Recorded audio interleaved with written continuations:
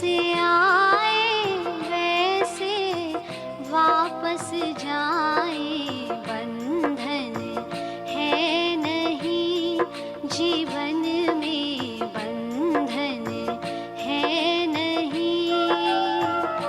प्रभु दूजी कोई चाह न बाकी, आनंद आ गया जीवन में, आनंद आ गया।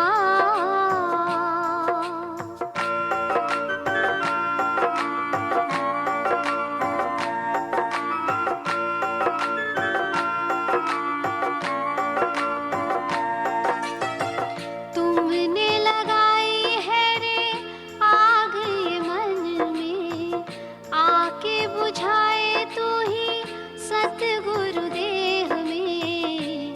ये श्वासे अब है अमानत तेरी, कब ये समा गया जीवन में, कब ये समा गया।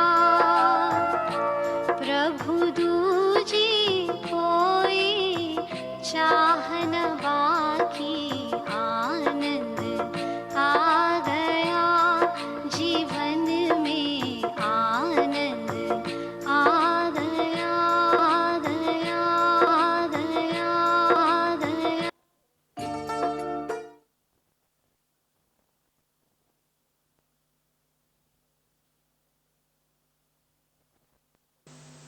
सत्संग से ही तुम्हारे विवेक और वैराग्य के पंख पक्के होते हैं। उसके बाद है जो कुछ है उसको खुशी से ख्वाब कर दो। जबरदस्ती से तुमसे माया के भोग छूट जाएं या परमात्मा छुड़ाए, उससे पहले ही तुम सब अपने को, ये जो भी दिखाई दे रहा है ना, ये सब ख्वाब है। ख्वाब माना सपना, जिंदगी ख्वाब है। ख्वाब में सच है क्या, झूठ है क्या, ये जान लो। सच क्या है, झूठ क्या है। जब ख्वाब कर देंगे है ही नहीं, जैसे बहुत अच्छा ख्वाब तुमने देखा, लेकिन जब जाग गए तो वो सब पदार्थ गुम हो गए। तो ऐसे ही जब तुम आत्म जागृति में आ जाएंगे तो जिनके लिए भी तुम रोते हैं या दुखी होते हैं या जिनसे आसक्ति है या जिनकी चाह रखते हैं, जिससे मोह रखते हैं, वो सब सपने के पदार्थ हैं। और ये शरीर भी तुम्हारा सपने का ही है, क्योंकि ये भी छूटेगा। जब तुम जाग कर देखेंगे तो केवल सच क्या है, और ये सब जो जेकी ॾिसी तो हिननि अखियुनि सां, सो सब जाने जाए फानी। जो कुछ भी इस आंख से तुम देख रहे हैं वो सब फानी है। बाकी ता है सब फना, फिक्र करियूं कंहिंजो कहिड़ो। बोला सब कुछ फना है। एक शब्द आता है फना, एक आता है बका। बका माना जो हमेशा रहने वाला, और फना माना जो मिटने वाला। तो जो संसार तुमको दिखाई दे रहा है, बाकी ता है सब फना, इसमें सब कुछ फना है। फिक्र करियूं कंहिंजो कहिड़ो, फिर किसका फिक्र करें। तो बोला फिक्र मुबारक आ मालिक जो। फिक्र करना है तो मालिक का करो, जो रहंदो हरदम बका, जो हमेशा के लिए रहेगा उसके लिए विचार करो। और बाकी तो सब फना है। तो फना के लिए तुम क्या सोचते हैं। जो चीज फना होने वाली है वो आज छूटेगी या कल छूटेगी या परसों छूटेगी, छूटेगी तो जरूर। देह भी छूटेगी। जिस शरीर को साथ लेके आए हो दुनिया में, ये शरीर भी छूटने वाला है। तो फिक्र करियूं कंहिंजो कहिड़ो, किस किस का फिक्र करोगे।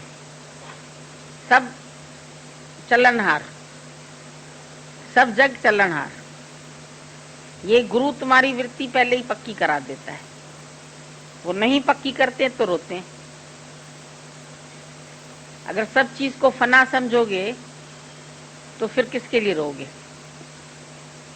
पहले से ही मार के बैठो सबको। मरने से पहले पूरे जगत को मार के बैठो, कोई तेरा नहीं है, सब जाने वाले हैं और एक दिन चले ही जाएंगे।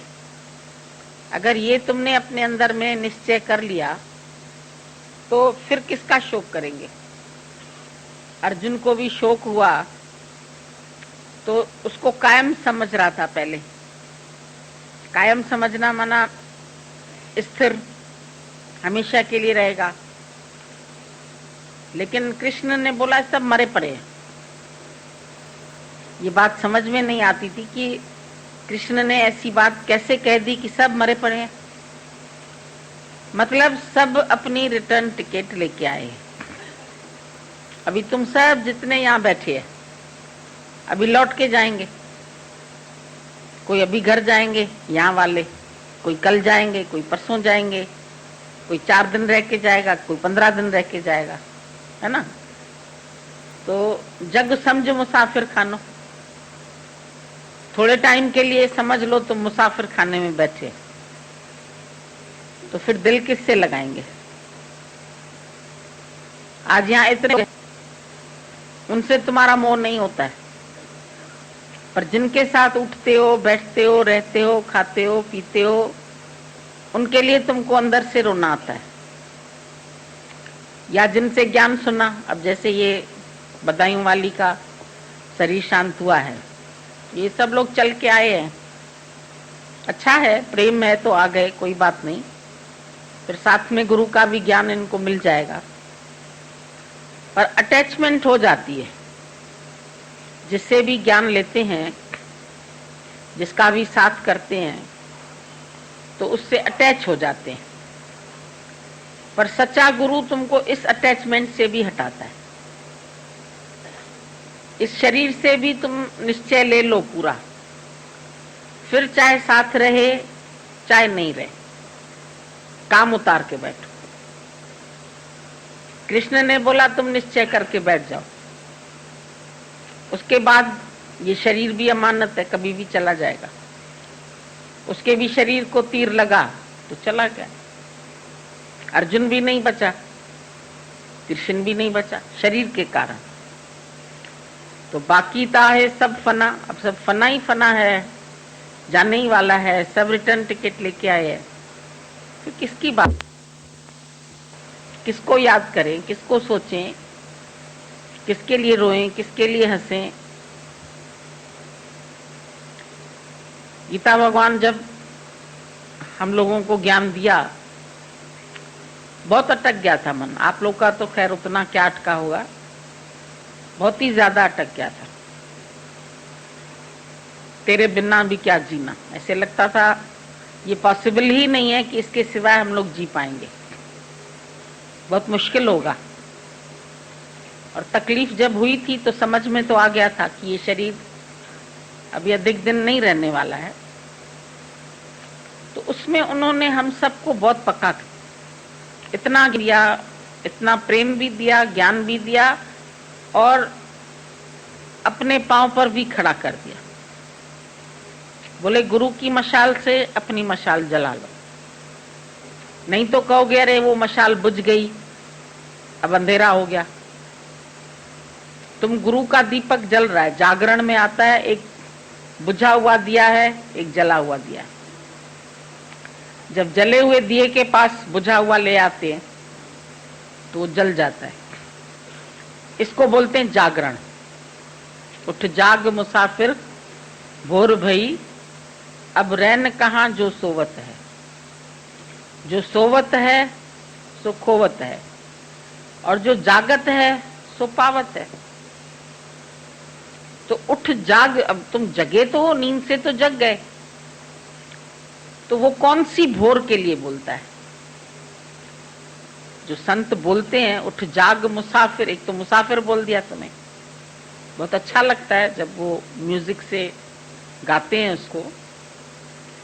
तो भोर कौन सी हुई है?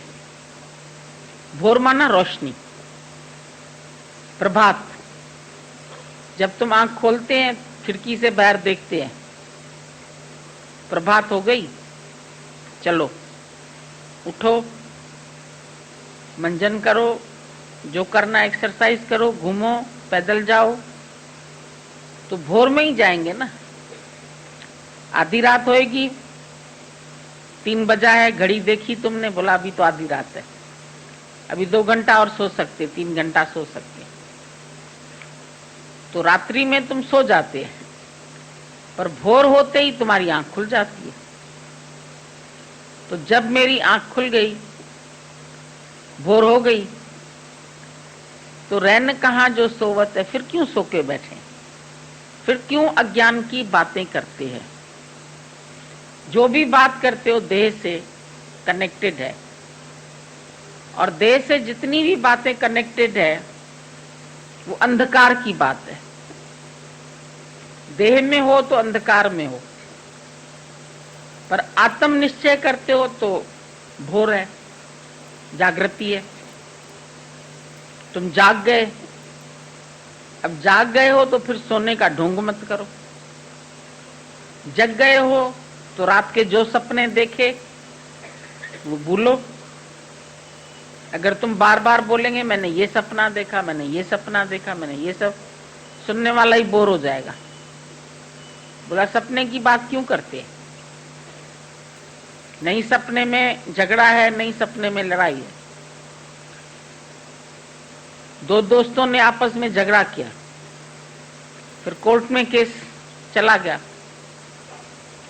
थोड़ी देर बाद उनको लगा कोर्ट में केस गया अब तो लंबा खींच जाएगा, और उतना तो हम लोगों का आपस में झगड़ा भी नहीं है। थोड़ी देर आवेश आ गया, गुस्सा आ गया, झगड़ा कर दिया, पर अब हम इस झगड़े से छूटना चाहते हैं, कोर्ट से बाहर निकलना चाहते हैं, फिर क्या करें।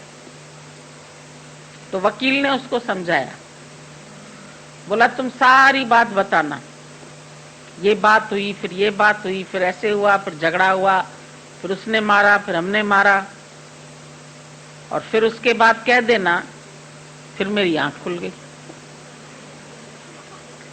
तो कटघरे में खड़ा हुआ, जैसे ही उसने बोला फिर मेरी आंख खुल गई, तो अरे मुआ सपने की बात करता है। बोला हाँ सपने में लड़ाई हुई थी। बोला भागो, तुम्हारा केस नहीं होएगा। तो तुम भी बातें करते हैं, तो गुरु तुमको बोलता है बोल दो अभी मेरी आंख खुल गई। आंख खुल गई तो फिर क्या क्या बताऊं मैं, क्या क्या जो देखा, सपना जो देखा सपना रहेगा, क्या क्या बताऊं मैं, क्या क्या जो देखा। जो देखा क्या फायदा उसका वर्णन करने का। पता नहीं गड़े मुर्दे भी निकल आते हैं नींद में, गए हुए पेरेंट्स दिखाई देते हैं, सास ससुर दिखाई देते हैं, लोग दिखाई देते हैं, कश्मीर दिखाई देता है घूम के आए जहाँ, कभी पुराना घर दिखाई देता है, भाई तुम पहले कहाँ रहती थी, वही घर आएगा सपने में, नया घर आएगा ही नहीं सपने में, वो अंदर तह तक पड़ा हुआ है। फिर उसको देखेंगे, फिर उठेंगे तो कहेंगे अरे मैं तो यहाँ बैठा हूं, मैं क्या देख रहा था। तो उसी समय फिर भूल जाते हैं। कई बार सुबह सुबह तुमको धुंधला धुंधला याद रहता है सपना, फिर थोड़ा टाइम तुम इधर उधर गए फिर भूल गए। सपने की बात ज्यादा टाइम नहीं ठहरती, तो जगत की बात भी ज्यादा टाइम नहीं ठहरा। आई लहर गई लहर, आया ख्याल गया ख्याल, ख्याल को पकड़ के नहीं बैठ जाओ। आज किसी और के लिए ऐसा हो रहा है, कल को अपने शरीर से रिलेटेड जितने संबंधी हैं उनका भी कुछ ना कुछ होगा, तो फिर उनके लिए रोगे, उसके लिए दुखी होगे। ये चला गया, आदमी चला गया, बेटा चला गया, तो गुरु बोलता है रोते हो तो किस लिए रोते हो भाई। हकीकत में तो तुम शरीर के लिए नहीं रोते, शरीर तो रखा है। जब दशरथ का शरीर शांत हुआ, रानियां रोने लगी, वशिष्ठ मुनि आए, क्यों रो रहे हैं भाई। बोला ये कोई बात है पूछने की। हमारा पति चला गया है, ये पूछ रहा है क्यों रो रहे हैं, क्या बात है? बोला पति चला गया है। बोला कहाँ चला गया? जिसको पति बोलती थी वो तो है, वो 6 फुट का शरीर तो तुम्हारे सामने रखा हुआ है, तो बाकी क्या चला गया? अपने आप से पूछो, गया क्या? कौन सी वस्तु गई? जो कहो आत्मा गई, तो आत्मा भी न जायते न मृत्यते न अन्यते वा कदाचन। आत्मा नहीं जन्मती, नहीं मरती, नहीं आती, नहीं जाती, नहीं सड़ती, नहीं भीगती, कुछ नहीं होता है। और आत्मा मरती भी नहीं है, कहीं और भी नहीं चली जाती है। अभी हमारे पास दीपक जल रहा है, हम उसको एक फूंक देते हैं, बुझ गया। अब हम तुमसे पूछें ज्योति कहाँ गई? समा गई प्रकृति में, गई कहाँ? कोई ऐसे आत्मा थोड़ी है निकल के ऊपर जा रही है, जा रही है, जा रही है। ऐसे हम लोग पिक्चर में दृश्य देखते हैं ना, ऐसे आत्मा जा रही है, जा रही है, ज्योति एक जा रही है, जा रही है। कहाँ जाएगी? ज्योति ज्योत समाई, आत्मा परमात्मा मिलके एक हो गए। दूर रहे बहुकाल, पर सुंदर मेला कर दिया जो सतगुरु मिले दला।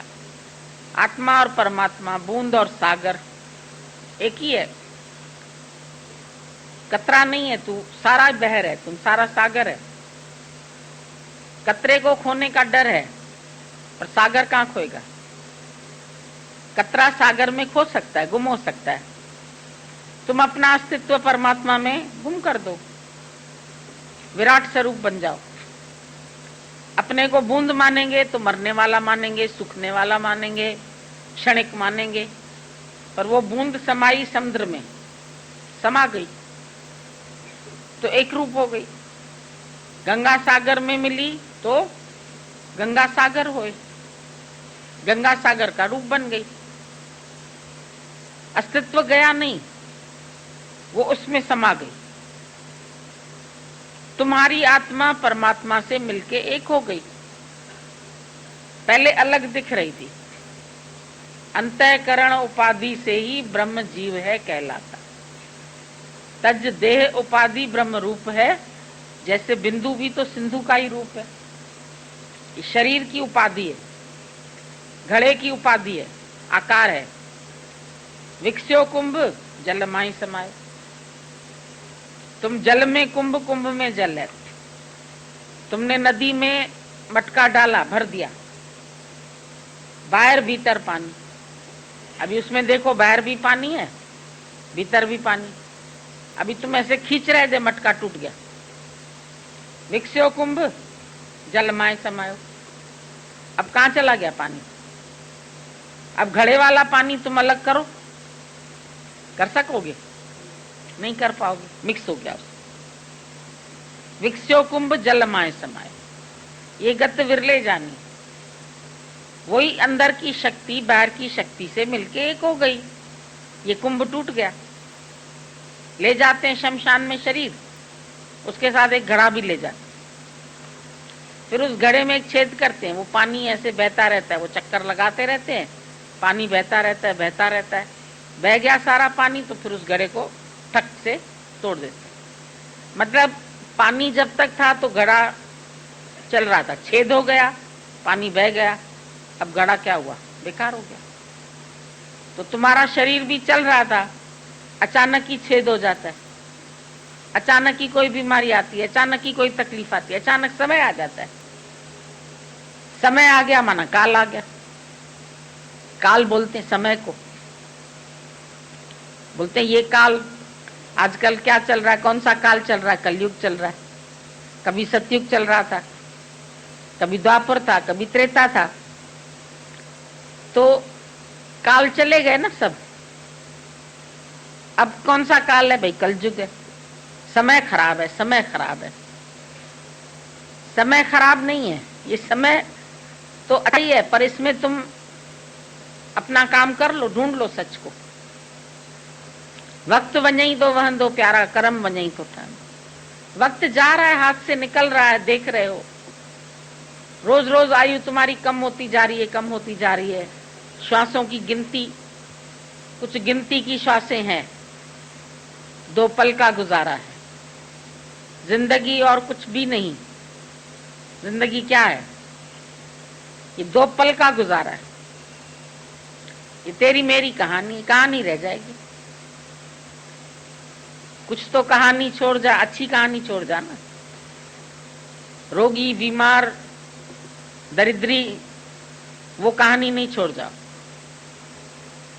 राजा बन के जाओ, शहंशाह बन के जाओ। सभी जाते हैं दुनिया से, आए हैं सो जाएंगे।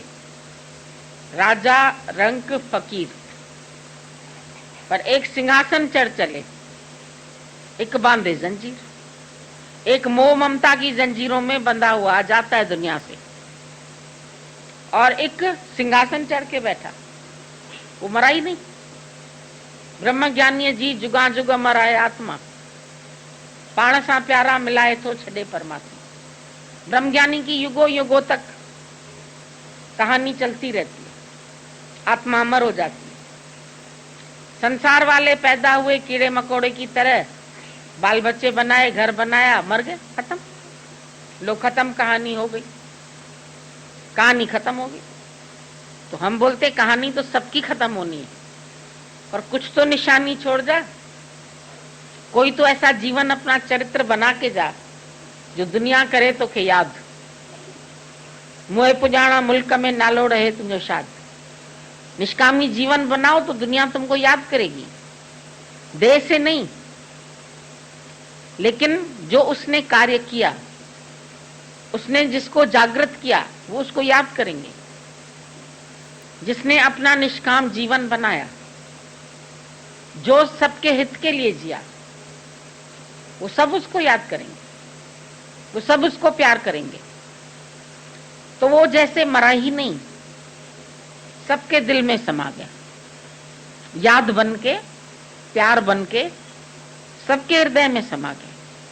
शरीर तो नहीं समाएगा किसी के हृदय में, नाम रूप तो चला जाएगा, बाकी अस्थि भांति प्रिय वो रह जाएगा। नाम रूप नाश है, ब्रह्म का प्रकाश है।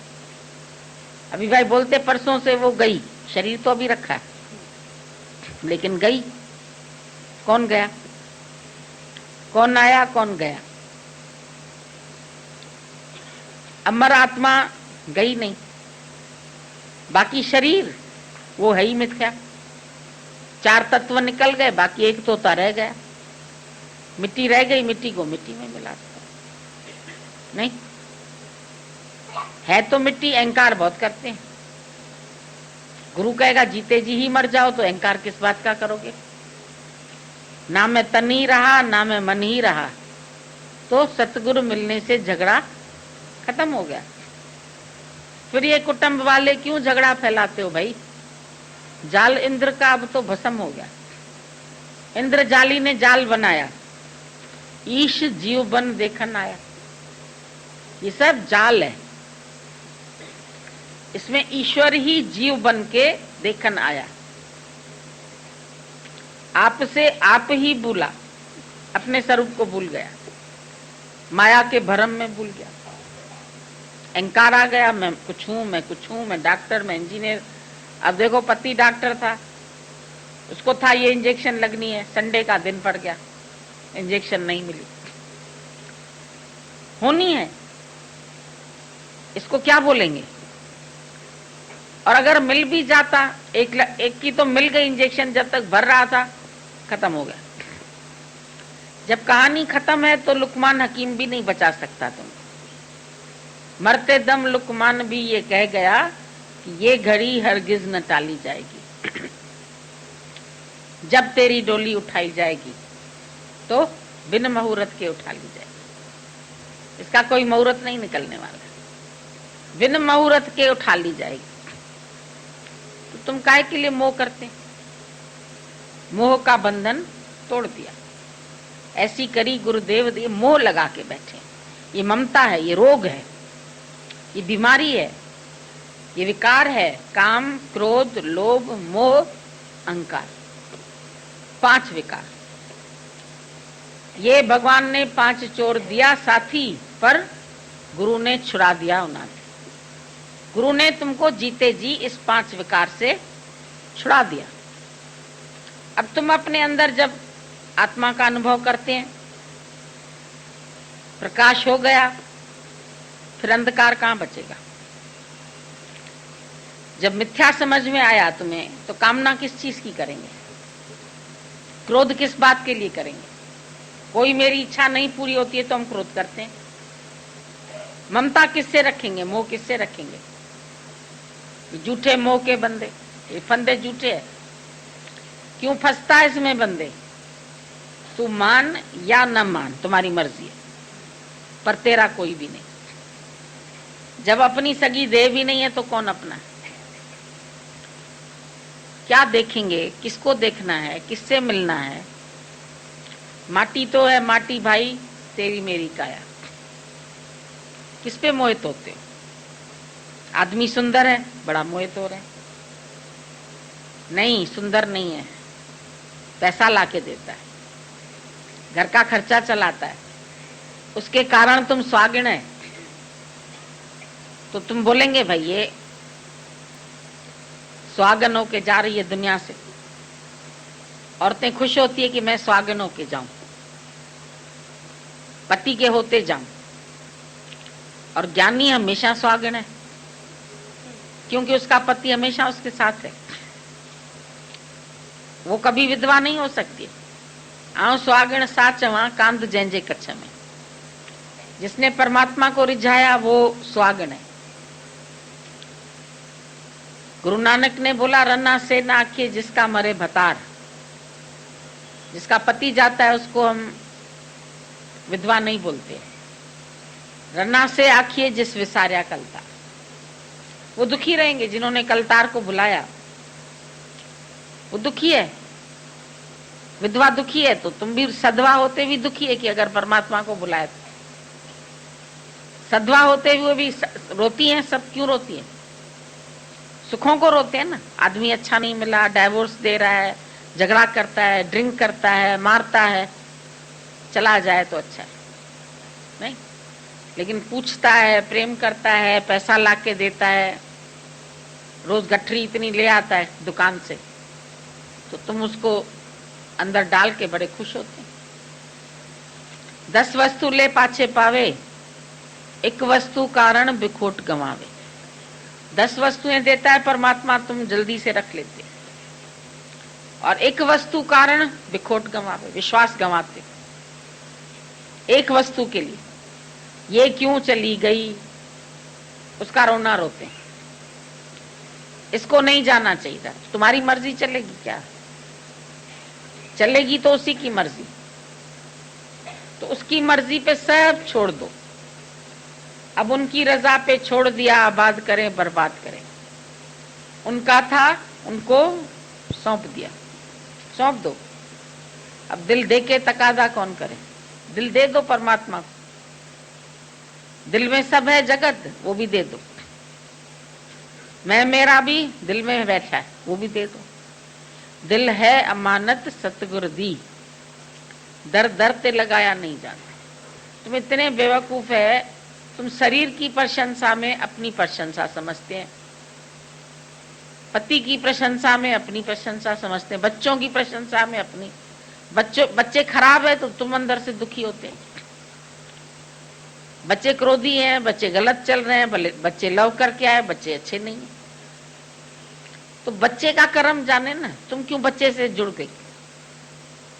मेरे बच्चे को इसने ऐसे क्यों कहा। कितना रोज गुरु विश्वास पक्का कराता है। अभी भी बोल रहे थे भगवान, 10 वस्तु ले पाछे पावे, एक वस्तु कारण विखट गवावे। थोड़ी सी मन की इच्छा पूरी नहीं होती तो हम भगवान से विश्वास हटा देते हैं, और जो इतना कुछ हमें मिला रहता है उसको हम लेके जैसे पीछे छिपा देते हैं, उसकी हम बात ही नहीं करना चाहते। लेकिन जो नहीं मिला बार बार हम उसकी बात करते हैं। जो नहीं मिला बार बार हम उसकी शिकायत करते हैं, जो नहीं मिला उसके लिए हम बार बार अपने को परेशान करते हैं, और इसका परिणाम ये होता है कि हम विश्वास खत्म कर देते हैं। मन कहता है मैं भगवान को क्यों मानूं, भगवान ने मेरी इच्छा तो पूरी नहीं की, मैंने जो मांगा भगवान ने मुझे वो तो दिया ही नहीं। सबसे पहली बात तो ये है कि भक्ति माना कोई शर्त नहीं, भक्ति माना कोई बॉन्ड नहीं भरा जाएगा कि आप भगवान की भक्ति करोगे और भगवान साइन करके दे दे कि बेटा जो तू मांगेगा मैं दूंगा, आज से तू मेरा दामाद हो गया, मैं तेरी खातिरदारी करूंगा। भक्ति का ये अर्थ ही नहीं है। ईश्वर को मानना, भक्ति करना, ये अपने पीस ऑफ माइंड के लिए होता है। ईश्वर में एतबार रखना ये अपने आप को धैर्यवान बनाए रखने के लिए होता है। ईश्वर में ईमान रखना अपने आप को समझाने के लिए आसानी हो जाती है। ये सहारा तो इसलिए दिया जाता है। अब जो एक टाइम फिक्स है या एक डेस्टिनी फिक्स है, आपका मन उससे बाहर जाके भी कोई ना कोई इच्छा करता है। अब जब तक समय नहीं आया, आपको एक धीरज तो चाहिए ही होता है। एक समय आ जाए एक चीज़ का तो अलग बात हो गई, पर जब तक समय नहीं आया, अधीरज मन को धीरज देना होता है। तो उस धीरज देने के लिए कहा जाता है भगवान की ओर से टाइम फिक्स है। अच्छा, भगवान की भी तो कोई मर्जी है। अच्छा, भगवान ने जो कराना होगा करा देगा। ये विचार इसलिए दिए जाते हैं कि आपके अंदर हलचल ना हो, पीस ऑफ माइंड रह सके। लेकिन आप अगर ये सोचो कि मैं परमात्मा पर विश्वास करता हूँ, इसलिए परमात्मा को मेरी इच्छा तो ज़रूर पूरी करनी चाहिए, ये चीज़ आपके लिए बड़ी नेगेटिव सिद्ध हो जाएगी। बचपन से भगवान से मांगना सिखा दिया घर वालों ने, जबकि मांगना सिखाना नहीं चाहिए था, विश्वास करना सिखाना चाहिए था। चलो छोटे थे, एक भक्ति के बीज डालने थे, तो कह दिया गया अच्छा जो भगवान जी से मांगो मिल जाता है। अच्छा, मांगना ही चाहते हो भगवान जी से मांगो, औरों से ना मांगो। सिर्फ आपको ईश्वर की तरफ ध्यान दिलाने के लिए, भगवान की तरफ आपका मुख करवाने के लिए, कि जब परमात्मा की तरफ रुख हो जाएगा तो आपके अंदर एक विश्वास जागेगा कि परमात्मा तो पहले से ही सब दे के बैठा है, बिना मांगे भी सब मिलता है। हम मांगें क्यों भगवान से, हम विश्वास रखें।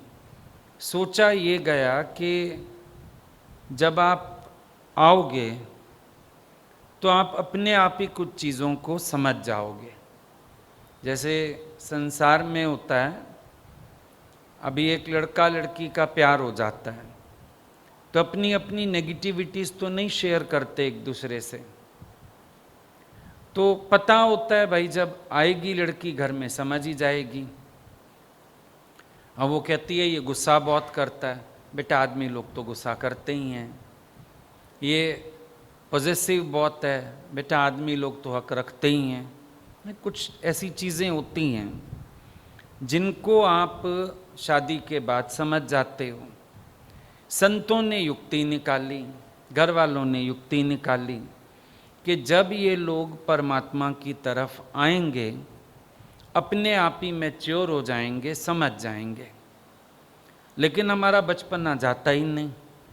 हम ये सोचते हैं हम मांगें और भगवान देवे, हम प्रार्थनाएं करें भगवान पूरी करे, हम भगवान के आगे बैठ के मन्नतें माने, भगवान हमारे काम कर दे, हम प्रसाद चढ़ाएं, भगवान हमारा काम कर दे। इसी चक्कर में कई लोग भटकते भी बहुत हैं। एक मंदिर जा, दूसरे मंदिर जा, कोई कहेगा मेरी वहाँ से इच्छा पूरी हुई, कोई कहेगा मेरी वहाँ से इच्छा पूरी हुई, भागते रहते हैं। फिर अगर किस्मत में नहीं हुआ, मन कहते किसी भगवान ने ना सुनी मेरी।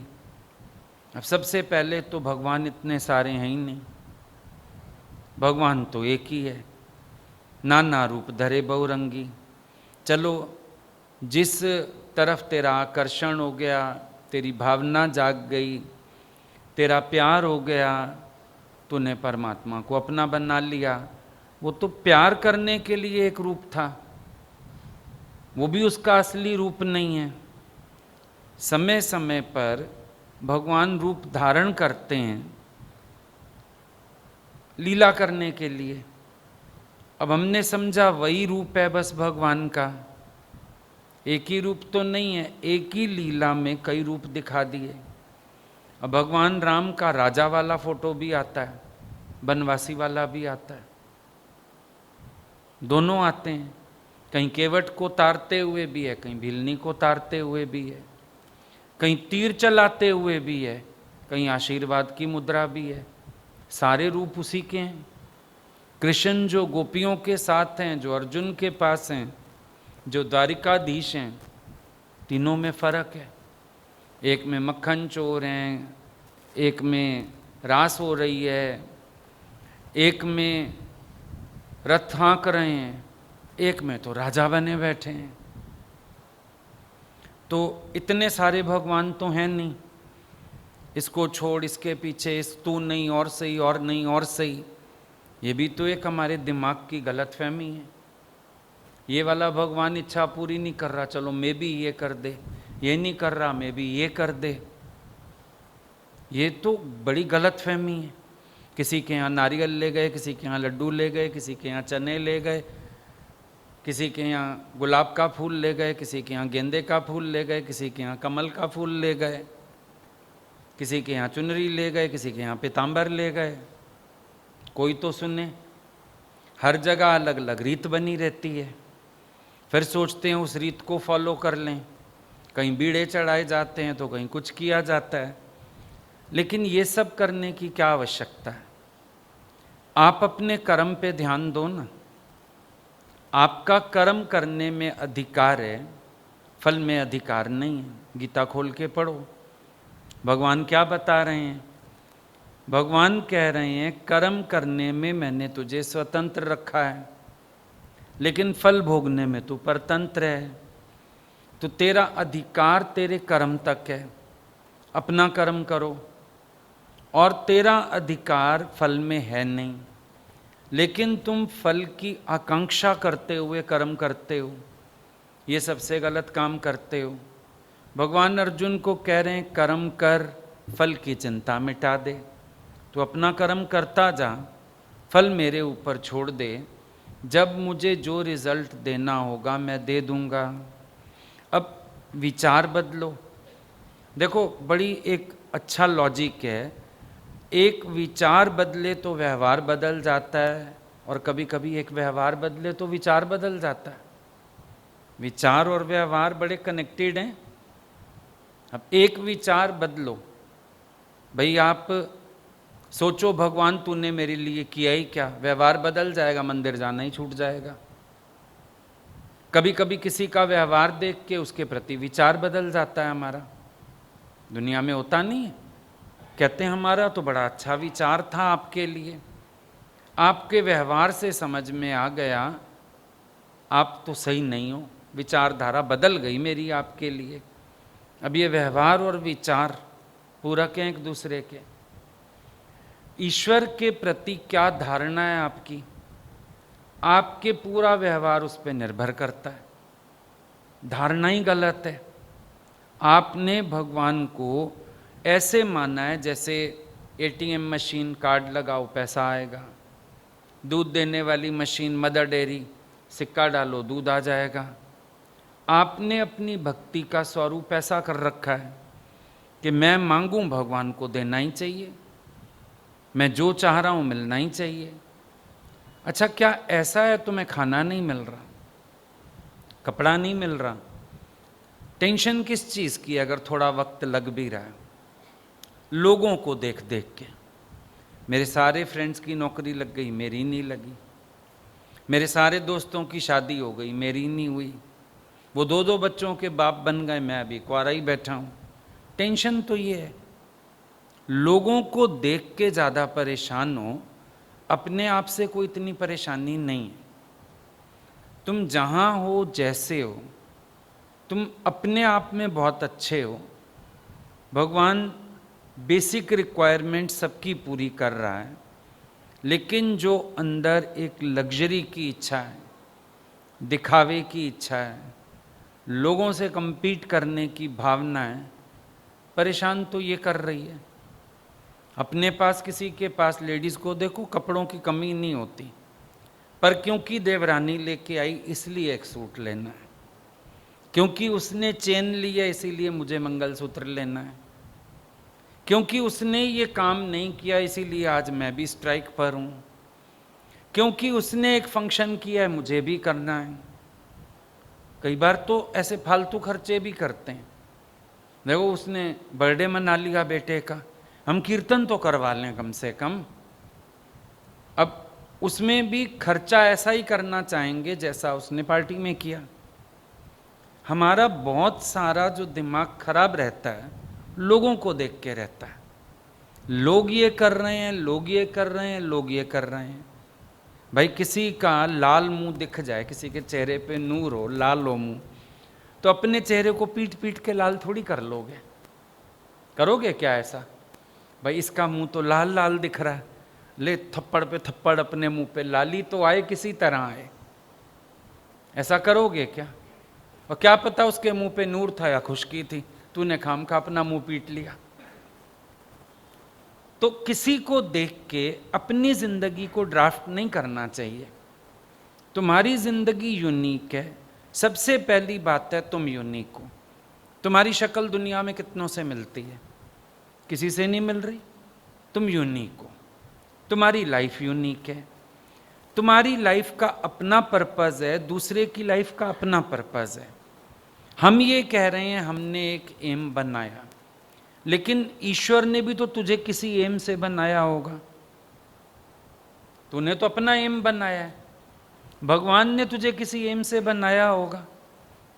अब हम लोग जब छोटे थे तो कोई ये थोड़ी सोचा था ये वाली लाइफ होगी। हम तो पढ़ते थे, लिखते थे, होशियार थे, पढ़ाई में फर्स्ट आते थे हमेशा, बड़ी अच्छी लाइफ अपनी वो वाली थी। ये तो अचानक एक टर्न आया बीच में, और ऐसा टर्न आने के बाद भी हमने इस लाइफ की कल्पना तो की नहीं थी। ये सोचा हम भी सत्संग अटेंड कर लेंगे जैसे लोग करते हैं, बाकी अपना पढ़ेंगे, लिखेंगे, नौकरी करेंगे, अपनी ज़िंदगी होगी। लेकिन भगवान को कुछ और मंजूर था। टर्न्स होते होते होते होते हम कहाँ पहुँच गए? वो डिग्रियाँ, वो पढ़ाइयाँ सब धरी रह गई, सब धरा रह गया। तो एक बात समझ आई, ईश्वर ने भी तो कोई उद्देश्य सोचा हुआ है इस जिंदगी का। हमारे सोचने से तो सब कुछ होता नहीं। तेरा सोचा कभी ना होगा। अब किसने सोचा था राम जी को वनवास मिल जाएगा? क्या फॉल्ट था उनका? तुम जो भगवान से पूछते हो भगवान मेरा कसूर क्या है, राम जी का क्या कसूर था बताओ मुझे, क्या फॉल्ट था उनका? लेकिन कुछ लीला बनी हुई थी। रचना राम बनाई रे साधो। भगवान ने भी तो कोई लीला रची हुई है, उसके अकॉर्डिंग भी कुछ होता है। तो कहीं कहीं पर सरेंडर करना ही पड़ता है। अभी पहाड़ों की तरफ तुम जाओ, नेविगेशन ज़्यादा काम नहीं करता, वो अपना बोलती रहती है लेफ्ट चलो, राइट चलो, नीचे खाई है अम्मा कहाँ जाएं, वो नेविगेशन वाली बोलती है ना। अब राइट हो जाओ, राइट में तो खाई है, तेरे कहने से चले जाएं। तो क्या करना होता है? जिधर जिधर मुड़ रहा होता है मोड़, हम साथ मुड़ते हैं ना, पहाड़ों पे ऐसे ही जाया जाता है। जैसे जैसे सड़क मुड़ती है हम भी मुड़ते जाते हैं, पहुंच जाते हैं। जिंदगी के कुछ मोड़ हमारे हाथ में नहीं है, ईश्वर का हुक्म है। उन मोड़ों पे उसी अनुसार मुड़ना होता है। अच्छा, हमारी इच्छा जरा सी पूरी नहीं होती, दिल करता है मर जाऊं, तो मर्जी से मर भी नहीं सकते। भगवान मरने देगा तभी तो मरोगे, मर भी नहीं सकते तुम, बचा लेगा। टांग बांह जरूर टूट जाएगी, बच जाओगे। गोली गोली खा लो, लोग ले जाएंगे डॉक्टर के पास, उल्टियां उल्टियां करा के जिवा देगा दोबारा ग्लूकोज चढ़ा के। ये सोचना भी बेकार है। जब तेरा जन्म तेरे हाथ में नहीं, तेरी मृत्यु तेरे हाथ में कहां से आ गई? और एक टके की बात के लिए हम इतना अंदर से अपने आप को कमजोर बना लेते हैं। किस लिए? जरा सा संसारिक लोगों के हिसाब से मुझे कुछ नहीं मिला, मैं तो मरता हूं। तुम इतने कमजोर हो। You are son of God, तुम भगवान के बच्चे हो, भगवान का अंश हो, ताकतवर बनो। क्राइस्ट को बोलते हैं तुम्हें ऐसा शूली पे चढ़ाया गया, तुम तो भगवान के बेटे थे, तुम्हारे साथ ऐसा क्यों हुआ? क्राइस्ट बोलते हैं भगवान ने सोचा होगा ये दुख सहने के लिए मेरा बेटा ही समर्थ है, बाकी दुनिया वाले इस दुख को सहन नहीं पाएंगे, तब मेरे पास भेज दिया। ईश्वर ने हमें योग्य समझा होगा, हम धैर्यवान हो सकते हैं, हम शांत रह सकते हैं, हम परमात्मा पर एतबार रख सकते हैं, तो परमात्मा ने हमारे सामने कोई सिचुएशन भेज दी होगी। कौन सी बड़ी बात है? हम अपने आप को कमज़ोर काहे बनाएं? जरा सी बात के लिए कमज़ोर बना लें। ठीक है, हमारे अकॉर्डिंग नहीं मिल रहा होगा, लेकिन कुछ और मिल जाएगा, शायद वो और बेहतर होवे, कोई बड़ी बात नहीं है। अब कितने लोग पढ़े लिखे, कल कोई मेरे को दिखा रहा था, कोई हस्बैंड वाइफ इंजीनियर दोनों जॉब छोड़ के लड्डू बना रहे हैं, लाखों रुपया कमा रहे हैं लड्डू बेच के। पता नहीं वहाँ भेजते हैं मिठाइयों की दुकानों पर, घर से ऑर्डर जाते हैं, करोड़ों में खेल रहे हैं लड्डू बना के। दोनों इंजीनियर, दोनों ने जॉब छोड़ दी। अब पता नहीं परमात्मा ने किसको कहाँ से देना है। हठ मत रखो, परेशान मत हो, विश्वास रख के बैठो, जो तेरे लिए उचित होगा वो परमात्मा तेरे पास पहुंचा देगा। अर्जुन का हक था, उसके साथ बेईमानी हुई, जो कुछ हुआ, पर अर्जुन का हक था, भगवान खड़े हो गए। खुद साथ खड़े होके अपने ऊपर इल्जाम लेके भी परमात्मा ने अर्जुन का साथ दिया, उसको उसका हक दिलाया। जो तेरा होगा ना, परमात्मा तेरे घर बैठे दे के जाएगा, विश्वास रखो। तुम विश्वास बड़ी जल्दी हार जाते हो। मैं अभी चाह रहा हूं आम के पेड़ को फल लग जाए, अभी कैसे लग जाएगा? सीजन चला गया, ऋतु आए फल होए। मैं ना ज्यादा पानी लगाता हूं, मैं ना पानी का पाइप ही छोड़ देता हूं पेड़ की जड़ों में, तो पेड़ ही उखड़ जाएगा, फल तो नहीं आएगा, पेड़ उखड़ जाएगा। करेले की प्रकृति है, कड़वा है। आप सोचो हम करेले के पौधे में ना शहद डालते हैं, गुलकंद डालते हैं, करेला मीठा हो आएगा? तो भी नहीं होगा। उसकी अपनी प्रकृति तो काम करेगी ना। फिर आपकी भी एक अपनी प्रकृति है, उस अनुसार शरीर चलता है, बड़ी बात नहीं।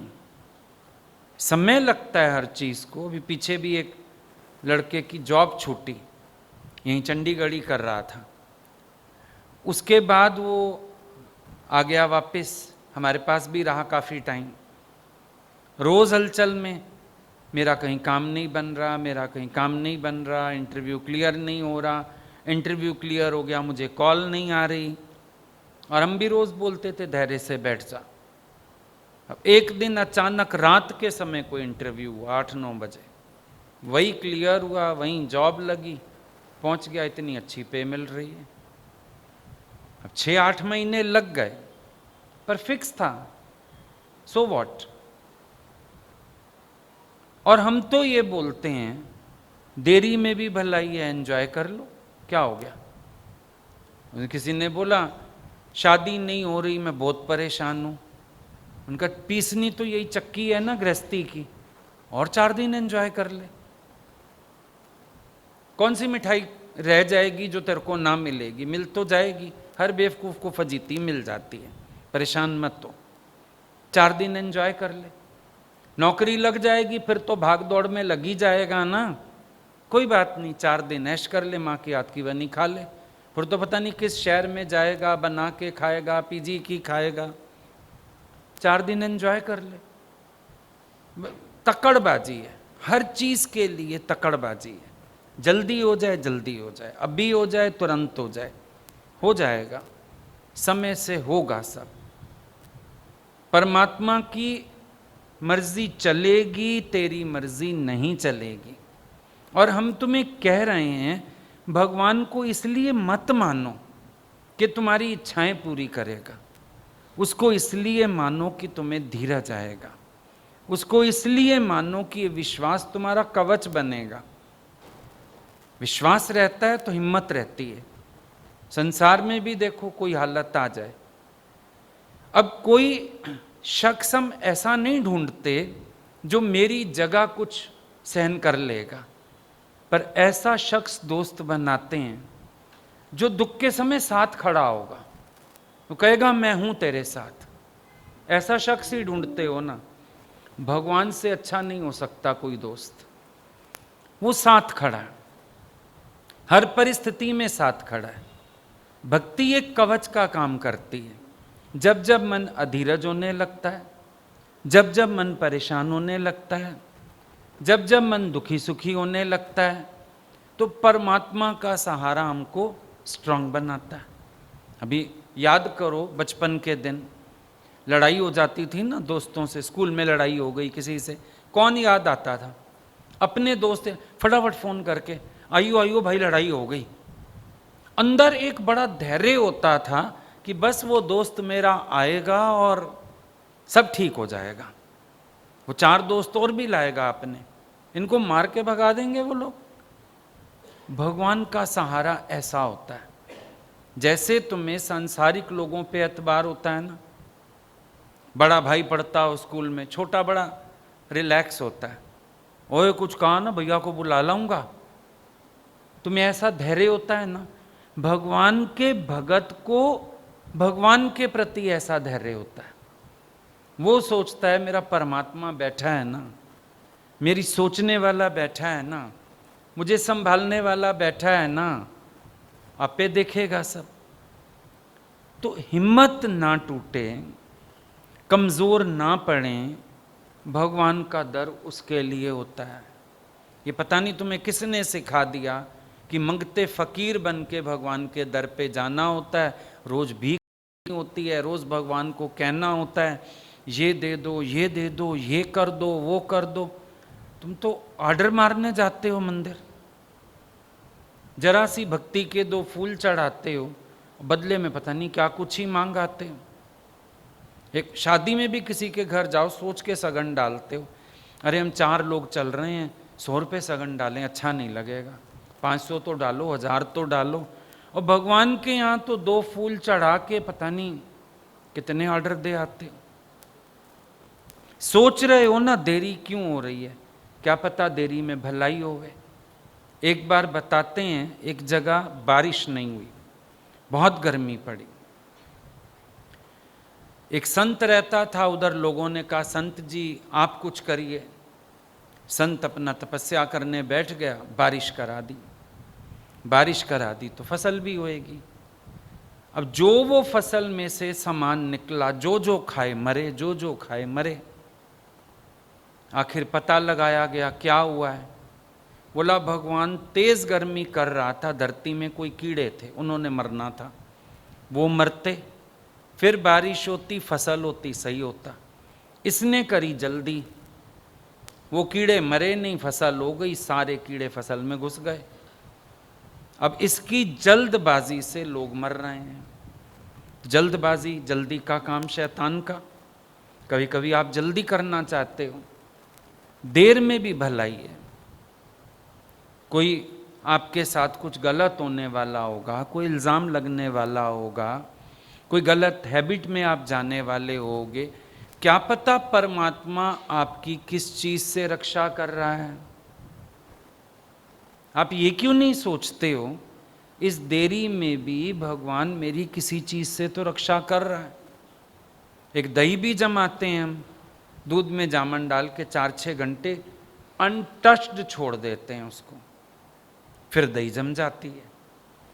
तो कभी कभी कुछ चीजों को अनटच्ड छोड़ना होता है, समय की इंतजार करनी होती है। समय पर होगा, जरूर होगा, बहुत अच्छा होगा, पर समय पर होगा। जल्दबाजी में तो एक बिल्डिंग भी बना लो, गिर जाती है, करोड़ों का नुकसान हो जाता है। अब क्या पता इस देरी में क्या भलाई हो रही है। मान लो जल्दी में तुम्हें कुछ मिल तो जाए, तेरे पे कोई इल्ज़ाम लग जाए, कोई तेरे को फंसा दे, क्या पता भगवान किस चीज़ से रक्षा कर रहा। कभी सोचो बैठ के, कहीं तो किसी चीज़ से हमारी रक्षा हो रही है, कुछ तो भगवान अच्छा कर रहा है। हम एक रेस्टोरेंट में खाना खाने जाते हैं, हमें सीट नहीं मिलती, खाना नहीं मिलता, मान लो एसी खराब है वहाँ का, हम दुखी हो जाते हैं, क्यों हो गया, क्यों हो गया। दुखी मत हो, कुछ भलाई हुई, खा के हो सकता है बीमार होने वाले हो सब, भगवान ने वहाँ से हटा दिया, निकलो निकलो यहाँ से, यहाँ खाना ही नहीं है तुम्हें।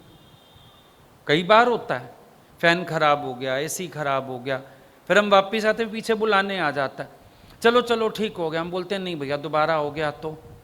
अब दिखा तो ये कि एक खेल बना बाहर का, पर पता नहीं ना परमात्मा ने किस चीज से रक्षा करी है।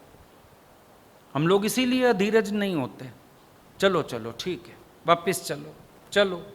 क्यों चलो? क्योंकि कुछ तो इशारा है भगवान का बीच में, ये हो ही नहीं सकता।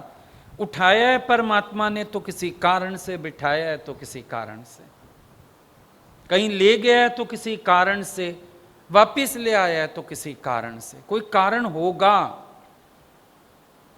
तो हम क्यों टेंशन में आए? मेरा तो मन था, मन क्या करेगा, बाद में तन भुगतता उसको, मन क्या करेगा। पता नहीं वहां ऊपर से फानूस गिरने वाला हो, पता नहीं क्या होने वाला हो, भगवान ने बचाया, तो अधीरज क्यों हो जाए। कुछ तो अच्छा होना होगा, हरकत में बरकत तो होगी परमात्मा के। अब देखने में आया राम जी के साथ बहुत बुरा हो गया, वनवास में भेज दिया गया। केवट से पूछो बुरा हुआ, केवट से पूछो बुरा हुआ। केवट तो इंतजार में था भगवान आए, मेरी जन्मों की साध पूरी होवे। भीलनी माता से पूछो बुरा हुआ, भीलनी राम जन्म नहीं हुआ उससे पहले से वेटिंग में है, राम जन्म होगा, राम ने मेरे पास आना है। सीता चोरी हुई, तुम सोचोगे बुरा हुआ। रावण के अंत का कोई कारण तो बनना था। अब ऐसे ही राम जी अयोध्या से उठ के लंका तो ना चले जाते रावण को मारने, कारण बन गया। कुबुद्धि भगवान ने रावण के अंदर डाल दी, सरस्वती को कैकई की जीभ पे बिठा दिया गया, लीला बना दी गई। कोई तो कारण था, वनवास मिलने का भी कारण था, सीता चोरी होने का भी कारण था, कारण थे सारे। अब कारण थे तो सब अच्छा होता चला गया। तो अगर तुम देखो तुम्हारे जीवन में जो हो रहा है बिना कारण के हो रहा है, नहीं कारण सहित हो रहा है, सब कुछ कारण से हो रहा है। कल बारिश की जरूरत होगी, बारिश हो गई। आज जरूरत नहीं थी, सत्संग था, सबको आना था, आज नहीं हुई, कारण। हर चीज के पीछे कोई ना कोई कारण है। भगवान ने कहाँ उठाया, कहाँ बिठाया, कहाँ घुमाया, कहाँ चलाया, हर चीज के पीछे कारण है। तो कुछ हो रहा है कारण से हो रहा है, नहीं हो रहा है तो भी कारण है। ईश्वर का कोई भी काम बिना सोचा समझा हुआ नहीं। मुश्किल ही सारी यही है। ये लोग हम कोई काम करते हैं ना, ये मेरे को सलाह देने आते हैं, बोलते हैं हमने सोचा हुआ है, बैठ जाओ, मैंने सोच के बात बोली है। फिर कभी याद दिलाने आएंगे, हम बोलते हैं हम नहीं कर रहे हैं, हमने सोचा हुआ है, तुम बैठ जाओ। कारण है, परमात्मा इतनी बड़ी सृष्टि चला रहा है, हमारे पास तो थोड़ी सी दुनिया है, तो भी हम कुछ करने के पहले सोचते हैं, नहीं करने के पहले सोचते हैं। तुम सोचो, परमात्मा ऐसे ही चला रहा होगा दुनिया को क्या? कुछ दे रहा है तो भी कारण है, नहीं दे रहा है तो भी कारण है। धैर्य तो रखो तुम, कम से कम विश्वास तो रखो। पिछली बार हम तुम लोगों के पास आए, इसको लड़की को छोड़े आए, और अचानक रात को मम्मी जी को चोट लग गई। अभी घर में थे ये लोग, फटाफट ये लोग ले गए हॉस्पिटल, स्टिचेज आए, सब हुआ। सबने कहा, पहले सारे मेरे को यहीं पूछ रहे थे ले आते ले आते, फिर सबने कहा देखो ये तो अच्छा हो गया, आप छोड़ आए थे उनको। कल मम्मी जी नहीं आए, फिर किसी के यहाँ डेथ हो गई। आज रात को इतना बड़ा मैसेज आ गया, मम्मी जी आए हम लोगों को संभालने, ऐसे लगा आप ही आ गए। हम सबको इतनी ताकत आई उनके आने से, उन्होंने इतनी अच्छी बात की, उन्होंने हम सबको प्यार किया, हमारे सिर पे हाथ रखा उन्होंने, हमको ठंडक आ गई। ले भाई, कारण था ना। अब उनके ना आने में कारण था, उनकी वहाँ आवश्यकता थी, भगवान ने वहाँ सेवा रखी हुई थी। किसी को धीरज मिलना था, किसी को सहारा मिलना था, उनके पहुंचने से किसी को स्ट्रांगनेस। पहला सेंटेंस ही यही है, मम्मी जी के आने से हम सब ने बहुत स्ट्रांग फील किया। उन्होंने सिर पे हाथ रखा, हम सबको शांति आ गई। उन्होंने हमको 2 शब्द बोले, हम लोग सब धैर्य में आ गए। आप वहां बैठे भी हमें यहाँ संभाल रहे हैं, लो बताओ, कारण था उनके ना आने में। हालांकि एक बार हमने भी सोचा कि इनको ले चलें, तो सब याद करते रहते हैं, फिर ऐसे लगा इनका शरीर बहुत अलाउ नहीं करता, रहने देते हैं। और पता नहीं भगवान ने भूल क्यों करवाई थी ऐसे कि नहीं ले चलना है। हालांकि ऐसे लगा सब लोग हैं संभाल लेंगे, ले चलते हैं, गाड़ी और जल्दी निकाल देते हैं, 1 घंटा चलो पहुंच जाएंगे, जल्दी पहुंच जाएंगे, कार से पहुंच जाएंगे, सब कुछ सोचा, फिर लगा नहीं रहने देते हैं। और वहां आवश्यकता थी, वहां उनका पहुंचना। ऐसे हम साथ जाते हैं तो एक शब्द नहीं बोलते, शांत बैठे रहते हैं। और कल गए होंगे, पता नहीं, हम तो साथ नहीं थे, उनको प्यार भी कराए, उनको धीरज भी दे आए, उसको स्ट्रांग बनाए, लड़की को जिसके हस्बैंड की डेथ हुई है, बच्चों को प्यार कराए। अब जो रोल भगवान ने जिससे जाकर आना है। अब तुम बोलो सुपर्णखा अकारण आ गई, अकारण वो भी नहीं आई नाक कटवाने बीच में, नहीं तो कोई कारण ही ना बनता रावण का दुश्मनी करने का और पंगे लेने का। कारण था, हर चीज के पीछे तो कारण है। तो हमारे जीवन में जो घट रहा है उसके पीछे भी कारण है। हम ये क्यों सोचे कारण नहीं है। अब किसी के घर में ढोल बजता है, बैंड बजता है, कारण है। ढोल बजता है, हम कहते हैं कुछ होगा इनके घर में, कारण होगा ना। पागल थोड़ी है बिना कारण के ढोल तुमने बुलाया कभी अपने घर में ढोल वाले को बिना कारण? होगा उनके घर, बर्थडे होगा, शादी होगी, कारण होगा। तो बज रहा है ढोल उनके घर में, कारण है। ईश्वर की सृष्टि में कारण है। एक झोली में फूल भरे, एक झोली में कांटे, अरे कोई कारण होगा, कोई कारण है। फूल दिए हैं उसके पीछे भी कारण है, कांटे दिए हैं उसके पीछे भी कारण है। हर चीज के पीछे कारण है। हम क्यों नहीं विश्वास करते?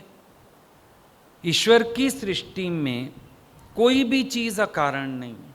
अभी कितनी खोज हो रही है, हर पुरानी चीज के पीछे कारण है। अब इतने हार्ट प्रॉब्लम्स होने लगे, अब पता चला दालचीनी, भाई ये दालचीनी दही में खाओ, दालचीनी सब्जी में खाओ, ब्लॉकेज नहीं होने देती। बताओ, पहले खड़े मसाले यूज होते थे किचन में, अब कोई करता नहीं। अब कदर पड़ रही है, एक एक फ्रूट की कदर पड़ रही है, एक एक सब्जी की कदर पड़ रही है। ये सब्जी इसलिए अच्छी है, ये सब्जी इसलिए अच्छी है। कारण सेहत सृष्टि पैदा की है परमात्मा ने। हर चीज के पीछे कुछ ना कुछ फायदा है। मिट्टी भी बेकार की नहीं है।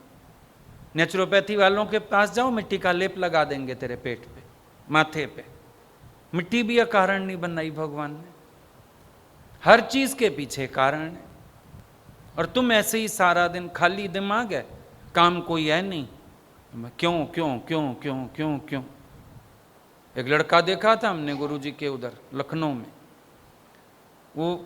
उसका दिमाग हिल गया था, उसकी बीवी मर गई थी, और क्यों मर गई, क्यों मर गई, क्यों क्यों क्यों, सारा दिन क्यों क्यों क्यों क्यों, और कुछ नहीं बोलता था, चलता रहता था, क्यों क्यों क्यों क्यों क्यों क्यों क्यों क्यों पूछ रहा है। बोला इसकी बीवी मर गई, कहता है क्यों मर गई थी, क्यों क्यों कर रहा। तुम्हारा मन भी ऐसे है ना पागल, क्यों क्यों क्यों क्यों यही करता रहता है सारा दिन। क्यों क्यों काहे करते हो? अंदर विश्वास रखो, परमात्मा का हुक्म है तो कोई कारण है इसके पीछे। It is very right which seems most wrong. अगर परमात्मा की तरफ से हो रहा है ना, तुम्हें कितना मर्जी गलत दिख रहा है, पर वो है ठीक, उसका हुक्म गलत नहीं हो सकता। पर तुम्हारा मन ऐसा है, मूर्ख, क्वेश्चंस भी ऐसे करता है, बातें भी ऐसी सोचता है। एक प्रोफेसर था, उसको पागल प्रोफेसर बोलते थे। पागल प्रोफेसर जो था वो पढ़ाता था, जब नौकरी लगी ठीक था, धीरे धीरे दिमाग में फर्क आ गया, पर नौकरी से ऐसे निकाल नहीं सकते थे तो पढ़ाता था। एक दिन बच्चों को क्लास में कहता है, मुझे बताओ कि अगर हवाई जहाज की स्पीड 900 किलोमीटर प्रति घंटा है तो मेरी उम्र कितनी होगी? प्रश्न बनता है, हवाई जहाज की स्पीड से तेरी एज का क्या लेना देना? डंडा उठा लिया, बताओ नहीं तो कूटूंगा सबको। एक लड़के ने सीधा हाथ उठा दिया, बाकी तो सारे टेंशन में, प्रश्न ही नहीं बनता। एक ने हाथ उठा दिया, शाबाश बेटा बोलो। सर आपकी एज है 44 ईयर्स। तालियां बजाओ सब, एकदम ठीक बताया। बेटा पर कैलकुलेट कैसे किया? बोला सर मेरे भाई का एक दोस्त है हाफ मैड, वो है 22 साल का, आप है फुल मैड, 44 साल के हो गए। तो तुम्हारा मन पागल प्रोफेसर अजीब अजीब प्रश्न करेगा, अजीब अजीब तुम उत्तर दे देते हो उसको, फिर वो सेटिस्फाई हो जाता, ताली बजाता है, मैं समझदार, मैं बहुत सियाना। तुम्हारे ही सवाल हैं, तुम्हारे ही जवाब हैं, कहां से आ रहे हैं सवाल? तुम्हारा ही मन उल्टे सीधे क्वेश्चन करेगा, मेरे साथ ही ऐसा क्यों, मेरे साथ ही वैसा क्यों। उस दिन एक लड़का आया, मेरे साथ ही ऐसा क्यों। मैंने कहा देख भगवान का हुक्म ये वो, नहीं नहीं आप बताइए बताइए, आखिर मुझे कहना पड़े। मैंने कहा तू नहीं सुन पाएगा, छोड़, नहीं आप बताइए ऐसा क्यों। मैंने कहा बचपन में पढ़ाई कितनी करी थी, इतना ही ज्यादा अफसोस था तो उस टाइम ढंग से पढ़ना था, उस टाइम तरीके से पढ़ के कोई डिग्री बढ़िया लेनी थी, कोई एवरेज अच्छी आती, तेरे उसमें मार्क्स अच्छे आते तो तेरे को कॉलेज से ही चुन ले जाते। उस टाइम तो करी मटर गश्ती, मारी मस्तियां, उस टाइम ध्यान दिया नहीं। अब फिर फर्क तो हर चीज का पड़ता है, मार्क्स का भी फर्क पड़ेगा, नॉलेज का भी फर्क पड़ेगा, बहुत फर्क। और जितनी देर फालतू की चीजें सोचते हो, कोई साइड में और कोर्स कर लो। जितनी देर फालतू चीजें सोचते हो, अपनी ही सब्जेक्ट में और डीप जाओ, डिटेल्ड जाओ, ताकि कहीं इंटरव्यू दो, कुछ करो तो तुम्हारी नॉलेज देख के ही अगला रीच जाए। टाइम वेस्ट करना है भगवान के क्यों क्यों क्यों क्यों करना है? भगवान के मंदिरों में जाके लाइन में लग जाना है, ले भगवान नारियल ले, ले भगवान पताशा ले, ले भगवान हलवा ले, ले भगवान पैसे ले, कुछ नहीं होने वाला। उसको बीटेक की पढ़ाई आती है, कृष्ण जी ने इंजीनियरिंग की हुई है, किसने की हुई है बताओ? भगवान को तो आता ही नहीं है सर, ये तुम्हारे यहाँ का है, भगवान जी कैसे दे दें बताओ? अपनी पुरुषार्थ की गति बढ़ाओ। ये देखो, अब वो लड़का मैं बता रहा हूं ना जिसकी जॉब नहीं लग रही थी, मैंने उसको वहां रहते रहते अपने पास ही कई कोर्स करा दिए छोटे छोटे, कोई 2 महीने का था, कोई 1 महीने का था। कुछ अपने सब्जेक्ट में मास्टरी करने की कोशिश करो, तुम्हें बेनिफिट हो जिससे। अच्छी चीज तो सोचते नहीं आजकल के बच्चे, गलत चीजें सोचते रहेंगे, परेशान होते रहेंगे। भगवान को भी क्यों माने? भगवान ने कहा मेरे को मान, मत मान। बुलाया भगवान ने, मैसेज आया, तुम्हारे मोबाइल पे व्हाट्सएप आया है, जीमेल आया है, क्या आया है? क्या हो बेटा मेरा मत्था टेक जाओ। भगवान को स्वार्थ से नहीं पूजना होता है। जब इच्छा रख के भगवान को पूजोगे, एक दिन तुम्हारी श्रद्धा टूट जाएगी, एक दिन तुम्हारा विश्वास डगमगा जाएगा। नहीं करना होता है ऐसा। विश्वास रखना होता है, भाव रखना होता है और अपने मन को स्ट्रांग बनाना होता है। और विश्वास कौन सा? कि परमात्मा दे या ना दे, मेरी भलाई उसी में, करे या ना करे मेरी भलाई उसी में। ये विश्वास रखना होता है। कभी भी अविश्वास नहीं करना होता। ये अंदर हिम्मत रखनी होती है।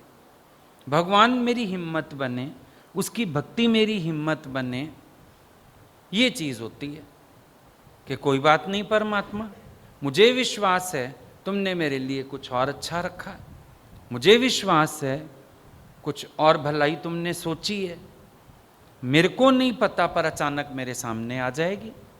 और आ जाती है, सबके सामने आ जाती है, कोई बड़ी बात नहीं।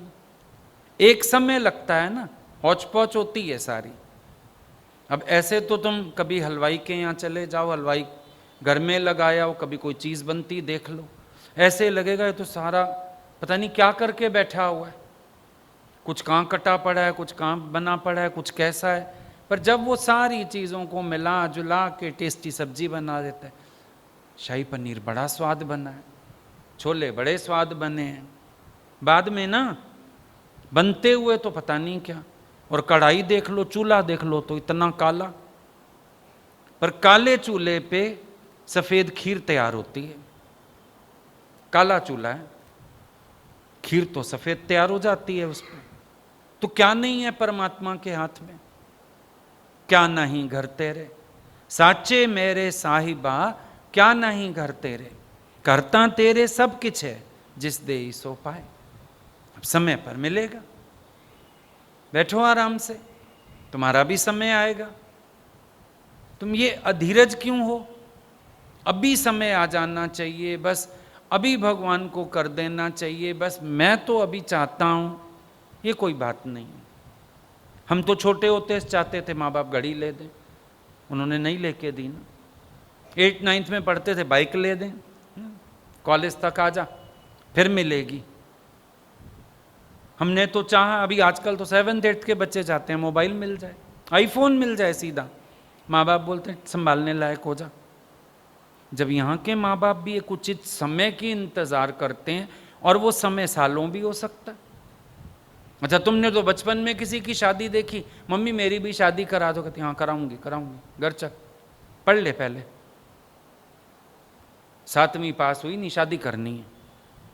माँ ने तो 20 साल बाद की डेट दे दी थी, भगवान ने 20 साल बाद की डेट तो नहीं दी। माँ ने तो 20 साल बाद की डेट दे दी कि कराऊंगी, 15-20 साल रुक जा, कराऊंगी, पहले पढ़ाई पूरी कर, फिर नौकरी कर, फिर कराऊंगी शादी। हमारा मन तो बच्चा है, ये ऐसी बातों पे मचल उठता है। पर परमात्मा देखता है हमें कब देना, क्या देना, कैसे हमारा इंतजाम करना, ये सब परमात्मा देखता है, और बहुत अच्छा ही करता है वो। इंसान की इच्छा, इंसान का लालच, ये उसको दुख देते हैं, और कोई दुख नहीं देता।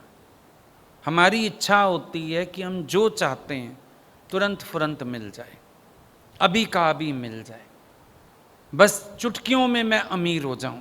आजकल तो हर लड़के को, नौजवान को तुम देखो, सारे शॉर्टकट में अमीर बनना चाहते हैं। आज सुबह भी मैंने सबको बताया था, आलसी लोग जो होते हैं ना, उनका दिमाग बहुत तेज होता है। लोग सब हैरान हो गए, आलसी का दिमाग तेज होता है, बहुत तेज होता है।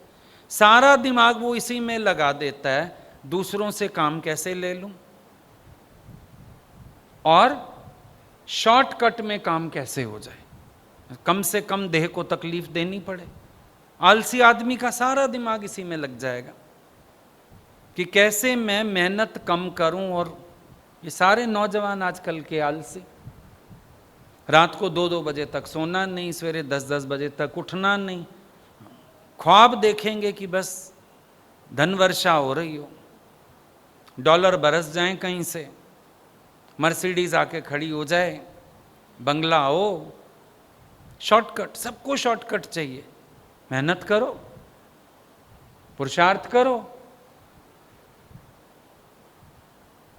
अब मेरी मानो तो हम तो कहते हैं नौकरी नहीं हो कोई बात नहीं, किसी की दुकान पे जाके खड़े हो जाओ, 5,000 ही ले आओ, 10,000 ही ले आओ, खाली मत बैठो। कोई कोर्स करो, कोई अपनी स्टडी डीप करो। खाली बैठने का क्या मतलब? मैंने इसको कहा नौकरी दिलवा दे, मैंने उसको कहा नौकरी दिलवा दे। नारियल है, पताशा है, ला दें। तुम इतने बनो स्ट्रांग, तुम इतने बनो काबिल, तुम्हें कोई छोड़ना ना चाहे। मजा तो ये है। अब अगर तुम भगवान के माशूक हो जाओ, दुनिया तेरे पे आशिक होगी कि नहीं होगी? राधा भगवान की माशूक है, आशिक नहीं है, माशूक है, भगवान उस पे आशिक है, दुनिया राधा पे आशिक है। कुछ पैदा करो, असर, कोई क्वालिटीज पैदा करो, आकर्षण हो तुम्हारी तरफ। उस तरफ तो हम सोचेंगे नहीं। परेशान होके दिखाएंगे, दुखी होके दिखाएंगे, बैठे रहेंगे ऐसे करके, सोच रहा हूं, सोच रहा हूं, सोच रहा हूं। हमारे भगवान बोलते मन को फोन लगा रहे हो, क्या सोच रहे हो? मैं सोच रहा हूं नौकरी क्यों नहीं मिल रही, मैं सोच रहा हूं नौकरी कैसे मिलेगी। ऐसे मिलती है, सोचने से मिल जाती है। सारे सोचते हैं आज। यतन में लगो, कुछ और करो, कोई स्ट्रीम चेंज करो, कुछ करो, कोई उपाय करो ना। Y seat idol? आइडिल क्यों बैठना है? और फालतू चीजों में दिमाग लगाने से अच्छा है कुछ ऐसा करो जो तुम्हें सेटिस्फेक्शन दे। तुम्हें भी तो सेटिस्फाई कर सकती हैं कुछ चीजें, नहीं कर सकती हैं? बहुत कुछ कर सकता है। जॉब नहीं है, ऑनलाइन टीचिंग करो, ट्यूशंस पढ़ाओ, कहीं जाओ, बहुत कुछ कर सकते। हमारे समय में जब हम लोग 11th-12th में थे, हमारे घर के पास एक कोचिंग इंस्टीट्यूट था। कोचिंग इंस्टीट्यूट क्या था? घर था, हस्बैंड वाइफ थे, 3-4 घंटे सवेरे पढ़ाते थे, 3-4 घंटे शाम को। हमको क्यूरियोसिटी भी रहती थी, पता चले। कोई उनको एक दिन सत्संग ले आया। मैंने उन लोगों से पूछा, मैंने कहा आप लोग इतने पढ़े लिखे हो के जॉब नहीं कर रहे हो? बोला भैया जॉब करते थे, थोड़ा घर लेना था, दिक्कत आ रही थी किश्तें उतारने की, सोचा शाम को 1 घंटा ट्यूशन पढ़ा लेते हैं। 2 बच्चों से शुरू किया, फिर 4 हो गए, 6 हो गए, फिर हमने दोनों ने 3-3 बांट लिए, फिर दोनों के पास 6-6 हो गए। फिर हमने धीरे धीरे सोचा छुट्टियां लेके कुछ करते हैं। 6 महीने की छुट्टी ले ली इसने, 6 महीने की मैंने ट्यूशन पढ़ानी शुरू की। बोला हमको लगा नौकरी में तो ऐसे बॉस की भी सुनते थे, तनख्वाह भी कम थी, यहाँ तो मज़ा है, और आधा साल छुट्टियाँ। दोनों रिज़ाइन करके अपना ट्यूशनों से काम चला लिया उन्होंने। 3-4 घंटे सुबह, 3-4 घंटे शाम। बोले जैसे डॉक्टर टाइम देता है बस उतना देते हैं। अब उनकी तो वहाँ से भी लॉटरी लग गई। एक हट क्यों लेके बैठे हो, बस इतना सही करूंगा, यही करूंगा, तब तक और हाथ पैर मारो। कुछ तो हाथ आएगा, कहीं से तो देना होगा परमात्मा को, वहीं से दे देगा। एटलीस्ट गलत तो सोचने से बचो। जितना खाली बैठोगे गलत सोचोगे, नेगेटिव सोचोगे, मरने मराने की सोचोगे, ये सब मत सोचो। बिजी रहो, इजी रहो। किसी भी अच्छी चीज में बिजी कर लो अपने को, काम चलाओ अपना, सब हो जाएगा। वैसा मिलना होगा वैसा मिल जाएगा, ऐसा मिलना होगा ऐसा मिल जाएगा। कौन बड़ी बात है? बड़ी बात तो नहीं। जहां से भगवान को देना है दे देगा। पर ये थोड़ी मतलब है खाली बैठ के हम नेगेटिव सोचें, खुद भी दुखी हों, घर वालों को भी दुखी करें। अब जब घर में कोई बच्चा मुंह बना के घूमेगा, परेशान रहेगा, टेंशन में तो घर वाले भी रहेंगे ना। नेगेटिव बातें करोगे सारा दिन उन लोगों का भी ख्याल चलेगा, हाय कुछ हो ना जाए, हाय कुछ हो ना जाए। तो इतना हाय तौबा क्यों मचानी है? रिलैक्सिंगली चलो, सब कुछ समय पर अपने आप बहुत अच्छा हो जाएगा, सब होगा। अब एक समय जरूरत पड़ी ना, वैष्णो माता जाते हो, वहां गर्भजून की गुफा है, 9 महीने तो माता को खुद भी छुप के बैठना पड़ा। उसके बाद भैरव का अंत हुआ।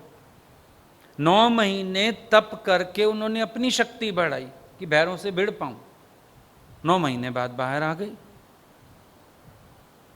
फिर क्या दिखाया उन्होंने कि हमने बैठ के इंतजार नहीं की, हमने उतनी देर में अपना तप बढ़ाया। तप बढ़ाया तो ताकत आ गई। सबको पता है वैष्णो माता के यहाँ गर्भजून की गुफा है, ऊपर भैरव मंदिर भी है। कहानी पढ़ो जाके। माता गर्भजून की गुफा में 9 महीना इसीलिए बैठी थी, अपनी शक्ति बढ़ा ली। 9 महीना तप किया वहां बैठ के, शक्ति बढ़ा ली। तुम बैठ के अपनी शक्ति बढ़ाओ, खाली मत बैठो, कुछ कुछ करते रहो, करते रहो। हम लोगों को गुरु ने ऐसी आदत डाली, हम खाली बैठ ही नहीं सकते। हमको कोई ना कोई काम चाहिए, नहीं तो हम ढूंढ लेते हैं। कुछ लिख लो, कुछ पढ़ लो, कुछ कर लो। खाली क्या करोगे बैठ के? खाली बैठने से हमेशा हमारे जो विचार हैं उनका फ्लो नीचे की तरफ जाता है। मन माना जो नीचाई की सोचता है, ऊंची तो सोच ही नहीं सकता है। पानी को ऊपर चढ़ाना हो मोटर लगानी पड़ती है, नीचे तो लुढ़का दो खड़े होके ऊपर एक सीढ़ी से, सारा पानी नीचे तक सीढ़ियां उतर आएगा अपने आप। मन माना गोइंग डाउनवर्ड्स, हमेशा नीचाई की बात आती है मन में, अच्छी बात नहीं आएगी। घर में कोई लेट हो जाए ना आने में, समझो किसी को देरी हो गई, तो क्या सोचते हैं? एक्सीडेंट ना हो गया हो, मर ना गया हो। ये नहीं सोचेंगे फ्रेंड के साथ पार्टी कर रहा होगा, ये नहीं सोचेंगे बर्गर खा रहा होगा। क्या सोचेंगे? एक्सीडेंट ना हो गया हो, खैर हो, खैर हो, खैर हो। अगला वहां मस्ती कर रहा, तुम टेंशन में। और अक्सर होता है ये, अक्सर आप जिन चीजों को लेके खराब सोचते हो वैसा होता कुछ नहीं। आज तक आपके मन ने कितनी चीजें आपको गलत दिखाई होंगी, नेगेटिव दिखाई होंगी, हुआ क्या? हुआ तो नहीं, लेकिन आपके मन ने आपको दिखा दिया, आपके मन ने आपको कमजोर बना दिया, आपके मन ने आपको अशांत कर दिया। क्यों सुनते हो? मन की इम्पोस्टर है, मन दिखा देता है बस, और कुछ नहीं होता। हमारा मन ही हमको ऐसे विचार दिखा देता है, हमारा मन ही हमको ऐसे कमजोर बना देता है, हमारा मन ही हमें ऐसे ऐसे ख्यालों का गुलाम कर देता है तो कुछ भी नहीं। विश्वास से चलना पड़ता है, हिम्मत से चलना पड़ता है। हिम्मतें मर्दा तमद दे खुदा। तुम हिम्मत रखो, भगवान की मदद मिलेगी तुम्हें। तुम हिम्मत ही ना रखोगे, भगवान किसकी मदद करें? तुम पहले ही क्विट कर दोगे। अभी हम सड़क पे देखते हैं किसी की गाड़ी रुक गई, चल नहीं रही, तो हम देखते हैं वो धक्का लगा रहा है, लगता है चलो हम भी हेल्प कर दें। पर अगला खुद ही गाड़ी बंद करके चला जाए तो हम क्या करें? हम काहे धक्का लगाएंगे? कई लोग करते हैं ना, गाड़ी लॉक करके वहीं छोड़ के चले जाते हैं, फिर कोई मदद नहीं करेगा। पर कोई बोनट खोल के खड़ा है, कुछ कर रहा है, पर पूछ लेते हैं हम हेल्प कर दें, कुछ दिक्कत है क्या? टायर क्यों नहीं बदल रहे हो? अरे आपको जैक चाहिए क्या? हमारे पास है, लो हमारा जैक लगा के तुम टायर बदल लो, फिर हम आगे बढ़ जाएंगे। पर वो व्यक्ति अपना गाड़ी छोड़ के चला गया, तो किसके सिर में दर्द है? अपना जैक लगा के उसका टायर बदलेगा। तो भगवान तो तब अपनी हेल्प ऑफर करें ना जब आप खुद अपनी मदद में लगे हो। आप तो छोड़ छाड़ के बैठ गए, तो भगवान को क्या तकलीफ उठानी है भाई? अगर आप तकलीफ नहीं करोगे, भगवान तकलीफ क्यों उठाएगा? और याद रखना, भगवान की शक्ति मिलती है, लेकिन ऐसा नहीं कि भगवान तुम्हारे खातिर अपने नेम कायदे बदल देगा, सृष्टि कायदे से चलेगी। क्योंकि ये भी पक्की बात है, एक चीज को कुछ देने में दूसरे का भी तो गलत हो सकती है, फिर तो गड़बड़ हो जाएगी। एक व्यक्ति मांग रहा है, समझो किसान है, भगवान खूब बारिश हो जाए, और कुम्हार कह रहा है भगवान बारिश ना हो, मेरे घड़े खूब बिके। अब एक की पूरी करने में तो दूसरे का खारिज होता है ना, इसीलिए भगवान ने सबकी सुननी बंद कर रखी है। ये सृष्टि अपने हुक्म से चलती रहती है। तुम सोचते हो मेरी सुन ले, वो कहेगा मेरी सुन ले। तुम सबकी सुनने लगा तो सृष्टि सारी खराब हो जाएगी। क्योंकि तुम तो ऐसे भी वहां देखो, लोग मंदिर में जाके जय बजरंग बली, तोड़ दुश्मन की नली। तुम तो ऐसे भी हो, दुश्मन की नली टूट जाए मतलब तू दुश्मन को मार दे, तो वो भी तो कह रहा होगा जय बजरंग बली, तोड़ दुश्मन की नली। किसकी नली तोड़े भगवान, बताओ? सहारा तो ऐसे अगर करने लगे तो धरती पे अराजकता कितनी हो जाए, मिक्सचर कितना हो जाए। तो परमात्मा ने एक कायदा सबके लिए रच छोड़ा है, जिसको गुरु नानक देव जी ने बोला, हुक्म में अंदर सबको, बाहर हुक्म नहीं कोए, नानक हुक्म में जे बुझे ताहों में कहे न कोए।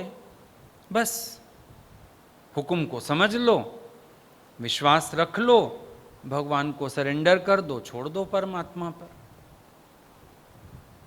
हुक्म में सृष्टि चल रही है, चलने दो, बहुत अच्छी चल रही है। ईश्वर जो भी करता है अच्छा ही करता है। सबकी इच्छा एट ए टाइम कैसे पूरी हो जाए, तुम बताओ? अब एक नौकरी है और 500 लोग हैं उस नौकरी को पाने के लिए, इंटरव्यू देने के लिए। 500 के 500, कोई मंदिर होके आया, कोई मस्जिद होके आया, कोई चर्च होके आया, कोई घर में माला जप के आया, कोई गुरुओं का आशीर्वाद लेके आया। ऐसे तो कोई भी नहीं आया बैठा। अब भगवान किसकी साइड ले, बताओ? सारों की भक्ति एक से बढ़ के एक है। स्कूल कॉलेज के पास देखो, कोई मंदिर, कोई फोटो ही रख दे एक, सारे बच्चे वहीं मत्था टेक के जाएंगे। पढ़ाई की किताब छूट जाएगी, मत्था वहीं टेक के जाएंगे। मत्था टेक के जाऊंगा, पास हो जाऊंगा। मत्था टेकने से कौन पास होगा?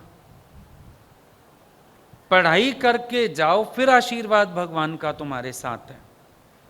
बिना पढ़ाई किए कोई केवल आशीर्वाद लेने आ जाए, कैसे हो सकता?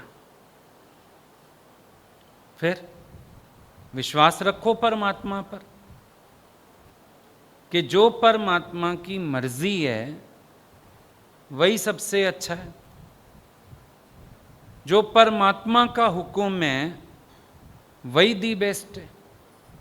विश्वास रखना होता है आखिर में, क्योंकि परमात्मा वो नहीं करेगा जो तुम कहोगे, वो करेगा जो परमात्मा को ठीक लगेगा, जो उसके हिसाब से ठीक है वो किया जाएगा।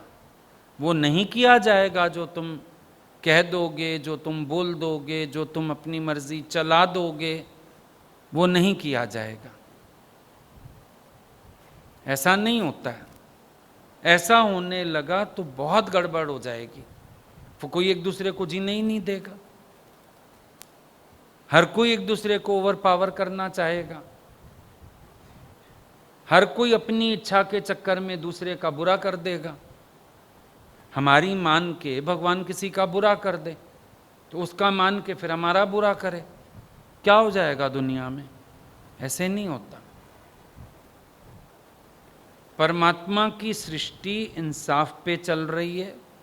गॉड इज जस्ट, ईश्वर न्याय का धनी है और जो जो परमात्मा की ओर से हुक्म बना हुआ है वो होगा, तुम बस उसको स्वीकार करना सीखो। समर्पण का भी अर्थ यही है, एक्सेप्ट करना ही सरेंडर करना है। स्वीकार करने से बड़ा समर्पण कोई नहीं है। स्वीकार करते हो, इसी को समर्पण कहते हैं। ठीक है?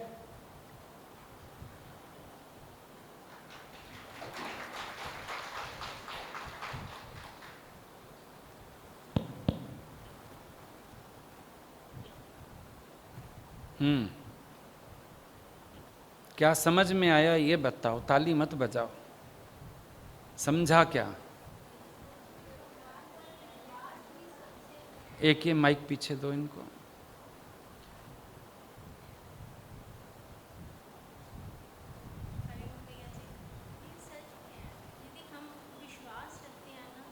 तो भगवान हम किसी रूप में पहचान करें तो वो पहचान में आता है। भगवान शब्द है, भगवान आसपास नज़र क्या मतलब कि सुनाई भी देते हैं। आप तो अंदर कैसे अपना आसन जमा लेते हैं वो समझ आया। मन तो बहुत कुछ दिखा के जा रहा था, बहुत कुछ दिखा रहे, लेकिन उस वक्त विश्वास ही काम आया मेरे। हाँ, विश्वास ही काम में आता है। विश्वास ही काम में आया। क्या गाड़ी अनाउंस करनी है तुम्हें? कर दो। ये आपकी ब्लेसिंग नज़र आती है, जो आपका बार बार साथ मिलना, जितना भी मिला है ना, वो बहुत बहुत बहुत मेरे काम आ रहा है। विश्वास ही हिम्मत है भैया, लेकिन एक बात है, आप वो लोग बोलते हो कि चैरिटी बिगिन एट होम। यदि प्यार घर से ही नहीं मेरे शुरू हुआ तो मैं बाहर कैसे बांटूं? नहीं तो आप ये कैसे कह सकते हो आपने घर में प्यार नहीं किया? मैंने अभी बोला ना, करेले के पौधे को शहद से भी सींच लो, कड़वा तो रहेगा। अब कोई कबूल ही नहीं कर पाया तो इसमें आप क्या करोगे? किसी व्यक्ति की मंशाई गलत हो, सोची गलत हो। अब ऐसे तो कितने लोग यहाँ भी आते हैं, हम तो अपनी तरफ से प्यार देते हैं, लेकिन कोई समझ पाता है, कोई नहीं भी समझता। कोई सालों मेहनत लेके भी फिर गलत बोलने लगते हैं, तो उसमें तो हम कुछ नहीं कर सकते हैं ना।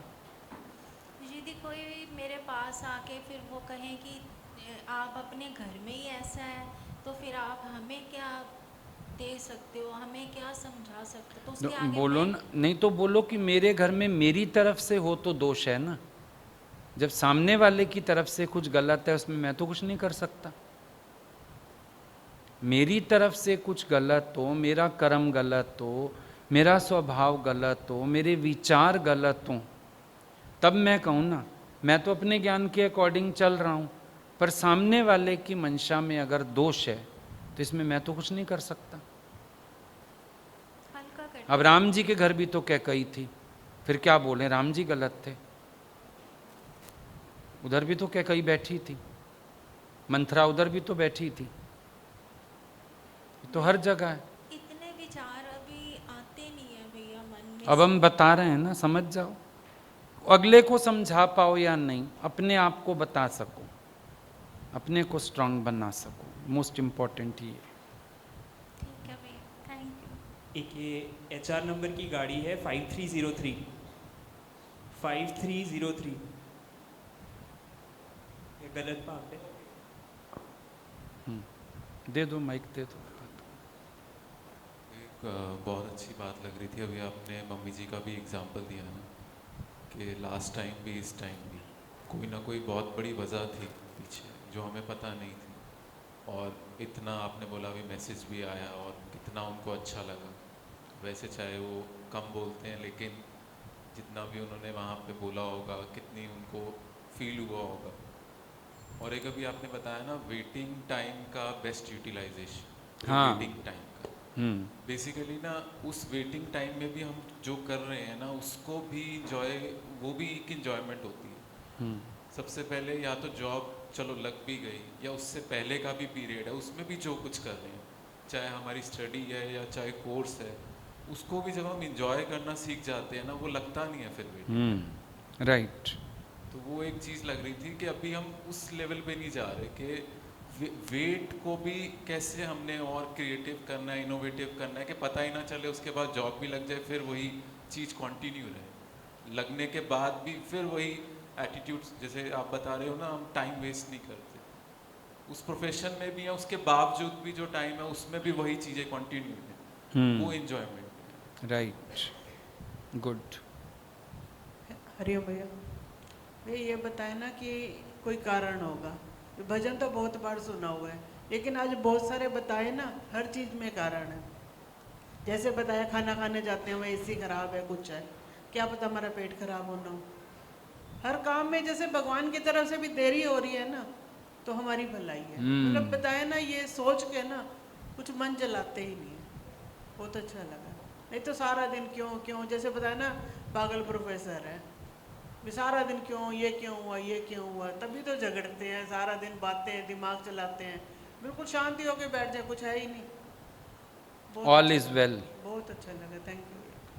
हरिओम भैया, ये अच्छा लगा कि हर चीज़ के पीछे एक कारण होता है। भगवान कुछ कर रहे हैं, अगर कहीं बिठा रहे हैं, कहीं से उठा रहे हैं, उसके पीछे एक कारण है। हमें ये चीज़ तब समझ में नहीं आती, हमें जल्दबाजी रहती है, इम्पेशेंट हो जाते हैं हम जल्दी।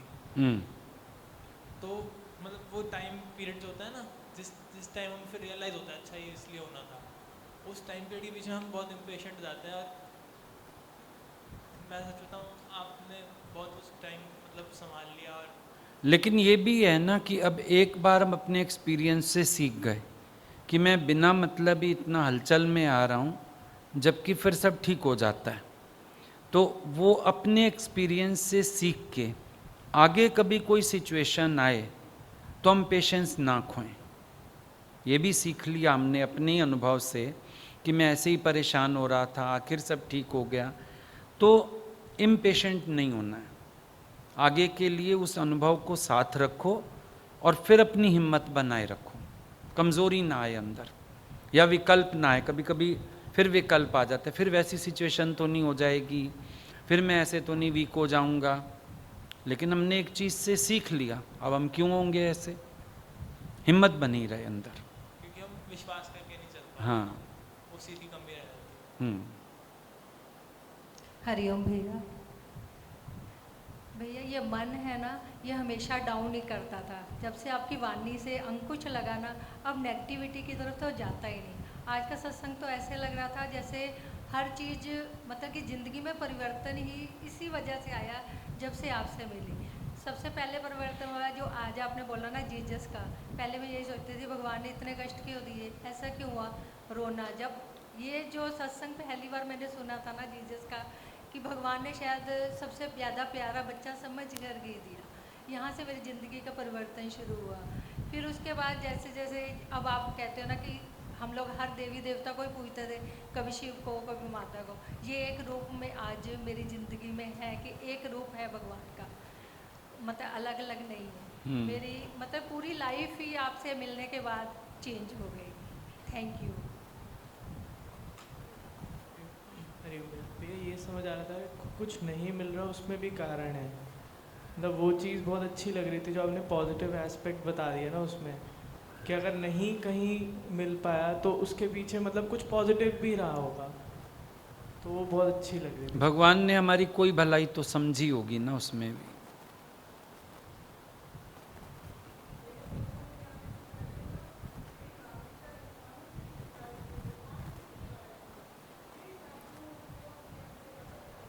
चलो अब खत्म हो गई ना, अब शुक्राने हैं ना, बस ठीक है।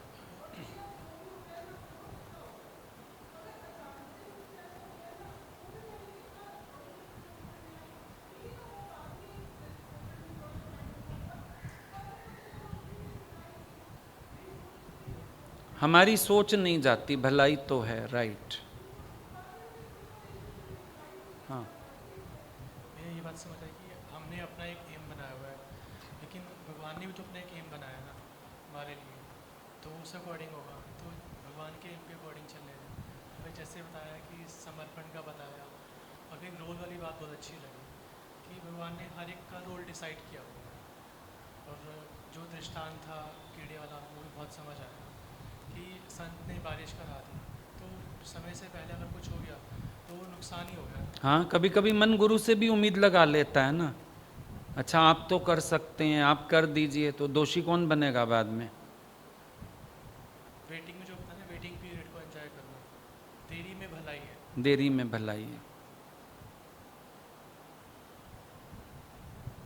माइक पीछे देना। हरिओम भैया जी, सत्संग के शुरू में जैसे आपने बताया कि 10 वस्तु ले पाछे पावे, एक वस्तु के कारण खोट गवावे।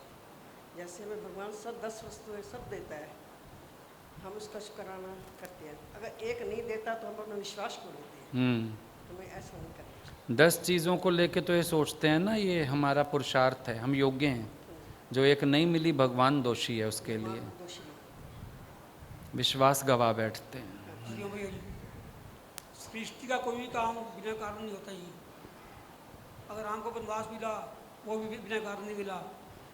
हनुमान जी लंका में गए, बिना कारण नहीं गए जी, हैं? बिना कारण नहीं गए हनुमान जी लंका में। हाँ, तो हमारी झोलियाँ भरी हुई हैं, फिर भी हम हाथ फैलाए खड़े हो जाते हैं भगवान के आगे। अगर देना होता है वो घर बैठे भी दे जाते हैं।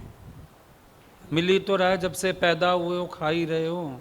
देंदा दे लेंदे थक पाए, जुगा जुगान्तर खाई खाए। जब से पैदा हुए हो इस धरती पर क्या नहीं मिला है? मिल ही मिल रहा है। हम बेशक हमें सब फिर जाते तक भी इस शरीर को कपड़ा लकड़ी आग देता है भगवान, और क्या करें? मुए तक को प्रभ देता है कपड़ा लकड़ी आग। जीवित नर चिंता करे, वाक्य बड़े अभाग। मरने तक का तो इंतज़ाम हुआ है, अभी पता नहीं किस चीज़ की फिक्र करते हो, क्या सोचते हो, क्यों चिंताएं करते हो। छोड़ दो सब फिक्र। थैंक यू भैया। हाँ, हरिओम। सोचने वाले ने सोच दिया है, लिखने वाले ने लिख ही दिया है। सुन रे बंता तू क्यों सोचे। हरिओम भैया जी। भैया जी, आपके सत्संग को मैंने बहुत सुना है, आपकी वाणी कोई मिस नहीं करती। इतनी चेंज हुई है ना लाइफ कि कोई उलझन लगता है रह ही नहीं गई। जब भी लाइफ में कोई भी सिचुएशन आती है ना, आपकी वाणी से ही कि नहीं आपने ये बोला है। और अब सिर्फ एक प्रैक्टिस चलती है कि ना मैं हूँ ना मेरा है, और सब ब्रह्म स्वरूप है। इसी की प्रैक्टिस कर रही हूँ।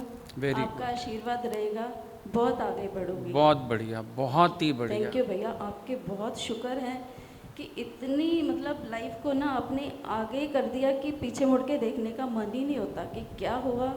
जो भी हुआ कोई रीज़न से हुआ, बहुत आगे बढ़ के आए हैं। आपकी वाणी इतनी ज़्यादा हमें क्लैरिटी देती है कि किसी से कुछ पूछने का ज़रूरत ही नहीं रह जाती। थैंक यू भैया। बढ़िया, बहुत बढ़िया। एक ये बात आज अपने लिए समझ आया ना कि कभी टाइम वेस्ट नहीं करना। ये जो मन होता है ना, ये हमेशा नीचे डाउनफॉल ही ले जाता है। जो थॉट्स लाएगा वो नेगेटिव ही लाएगा, खाली बैठे कभी पॉजिटिव नहीं लाएगा। चाहे कुछ भी कर लो, चाहे आपने बताया ना एक छोटा लेवल भी कर लो, बट खाली मत बैठो, कुछ ना कुछ पॉजिटिव बना रहेगा, नेगेटिव नहीं होगा। गति रहनी चाहिए जीवन में। जीवन में गतिहीनता खराब है, गति रहे। हरिओम भैया। भैया वैसे तो पूरा ही सत्संग बहुत ही अच्छा था, बहुत ही ज़्यादा प्रैक्टिकल था, पर एक चीज़ बहुत ही अच्छी लगी जब आपने ये बताया ना कि हम अक्सर भगवान से ये कह देते हैं कि भगवान मेरी क्या गलती है, मैंने क्या किया है। तो वाकई भगवान राम की भी तो कोई गलती नहीं थी। भगवान कृष्ण ने तो अभी अवतार भी नहीं लिया था, उससे पहले ही उसको मारने के लिए तैयार थे। तो मतलब अब तो ना सच में ये चीज़ बहुत पक्की हो गई है कि हर हरकत में बरकत है। Just sit back, relax and wait and watch कि क्या हो रहा है आपकी लाइफ में। थैंक यू भैया।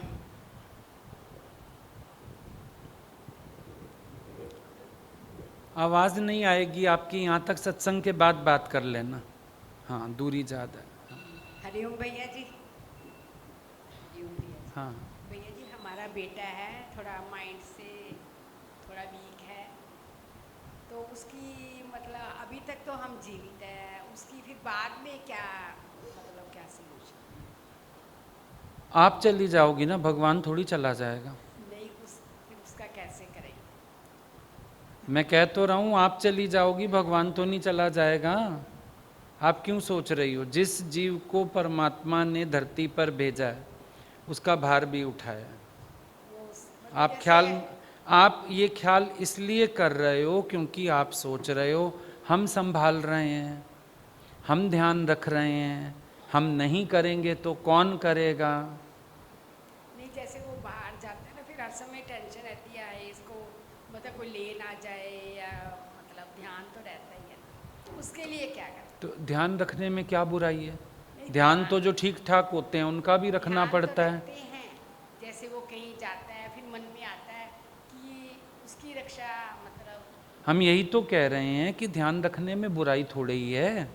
अगर हमें पता है एक बच्चा असमर्थ है तो ध्यान रखने में हर्जी क्या है? नहीं, जैसे भी कोई ले ना जाए या कुछ, मतलब ऐसे डर भी लगता आप क्या समझ के मेरे से बात कर रही हैं? मैं कोई ताबीज़ दे दूं, कोई मंत्र दे दूं? मतलब ये नहीं, हाँ, मेरे कहने का मतलब कि उसकी सुरक्षा किस में है? तो आपको ईश्वर ने उसकी सुरक्षा के लिए दी है ना बुद्धि और सामर्थ्य, तो करिए। आपके रूप में बैठ के भगवान ही उसकी संभाल कर रहा है, और जब आप असमर्थ हो जाएंगी कोई ना कोई खड़ा हो जाएगा उसके लिए। विश्वास रख के चलो। ये कर्ता भाव आपके अंदर प्रश्न उठाता है। इनसिक्योरिटी इंसान को हमेशा तभी आती है जब वो अपने आप को कर्ता भोक्ता जानता है, जब वो ये समझ जाता है करन करावन आपे आप, तो इस तरह की इनसिक्योरिटीज माइंड से निकल जाती हैं। जैसे वो बार बार, जैसे आप बोल रहे थे ना शादी के लिए, जैसे वो बार बार बोलता है मुझे पत्नी चाहिए, मुझे ये चाहिए, हाँ, तो उसके लिए उसको कैसे कोई बात नहीं, प्यार से बोलो, बोलो हाँ कराएंगे ना, दिलाएंगे, हाँ देख रहे हैं कोई अच्छी मिलेगी कर देंगे। वह प्यार से बहलाते जाओ। जब एक व्यक्ति दिमाग से असमर्थ है उससे खिजना विक्षेपता में आना कोई यूज नहीं है।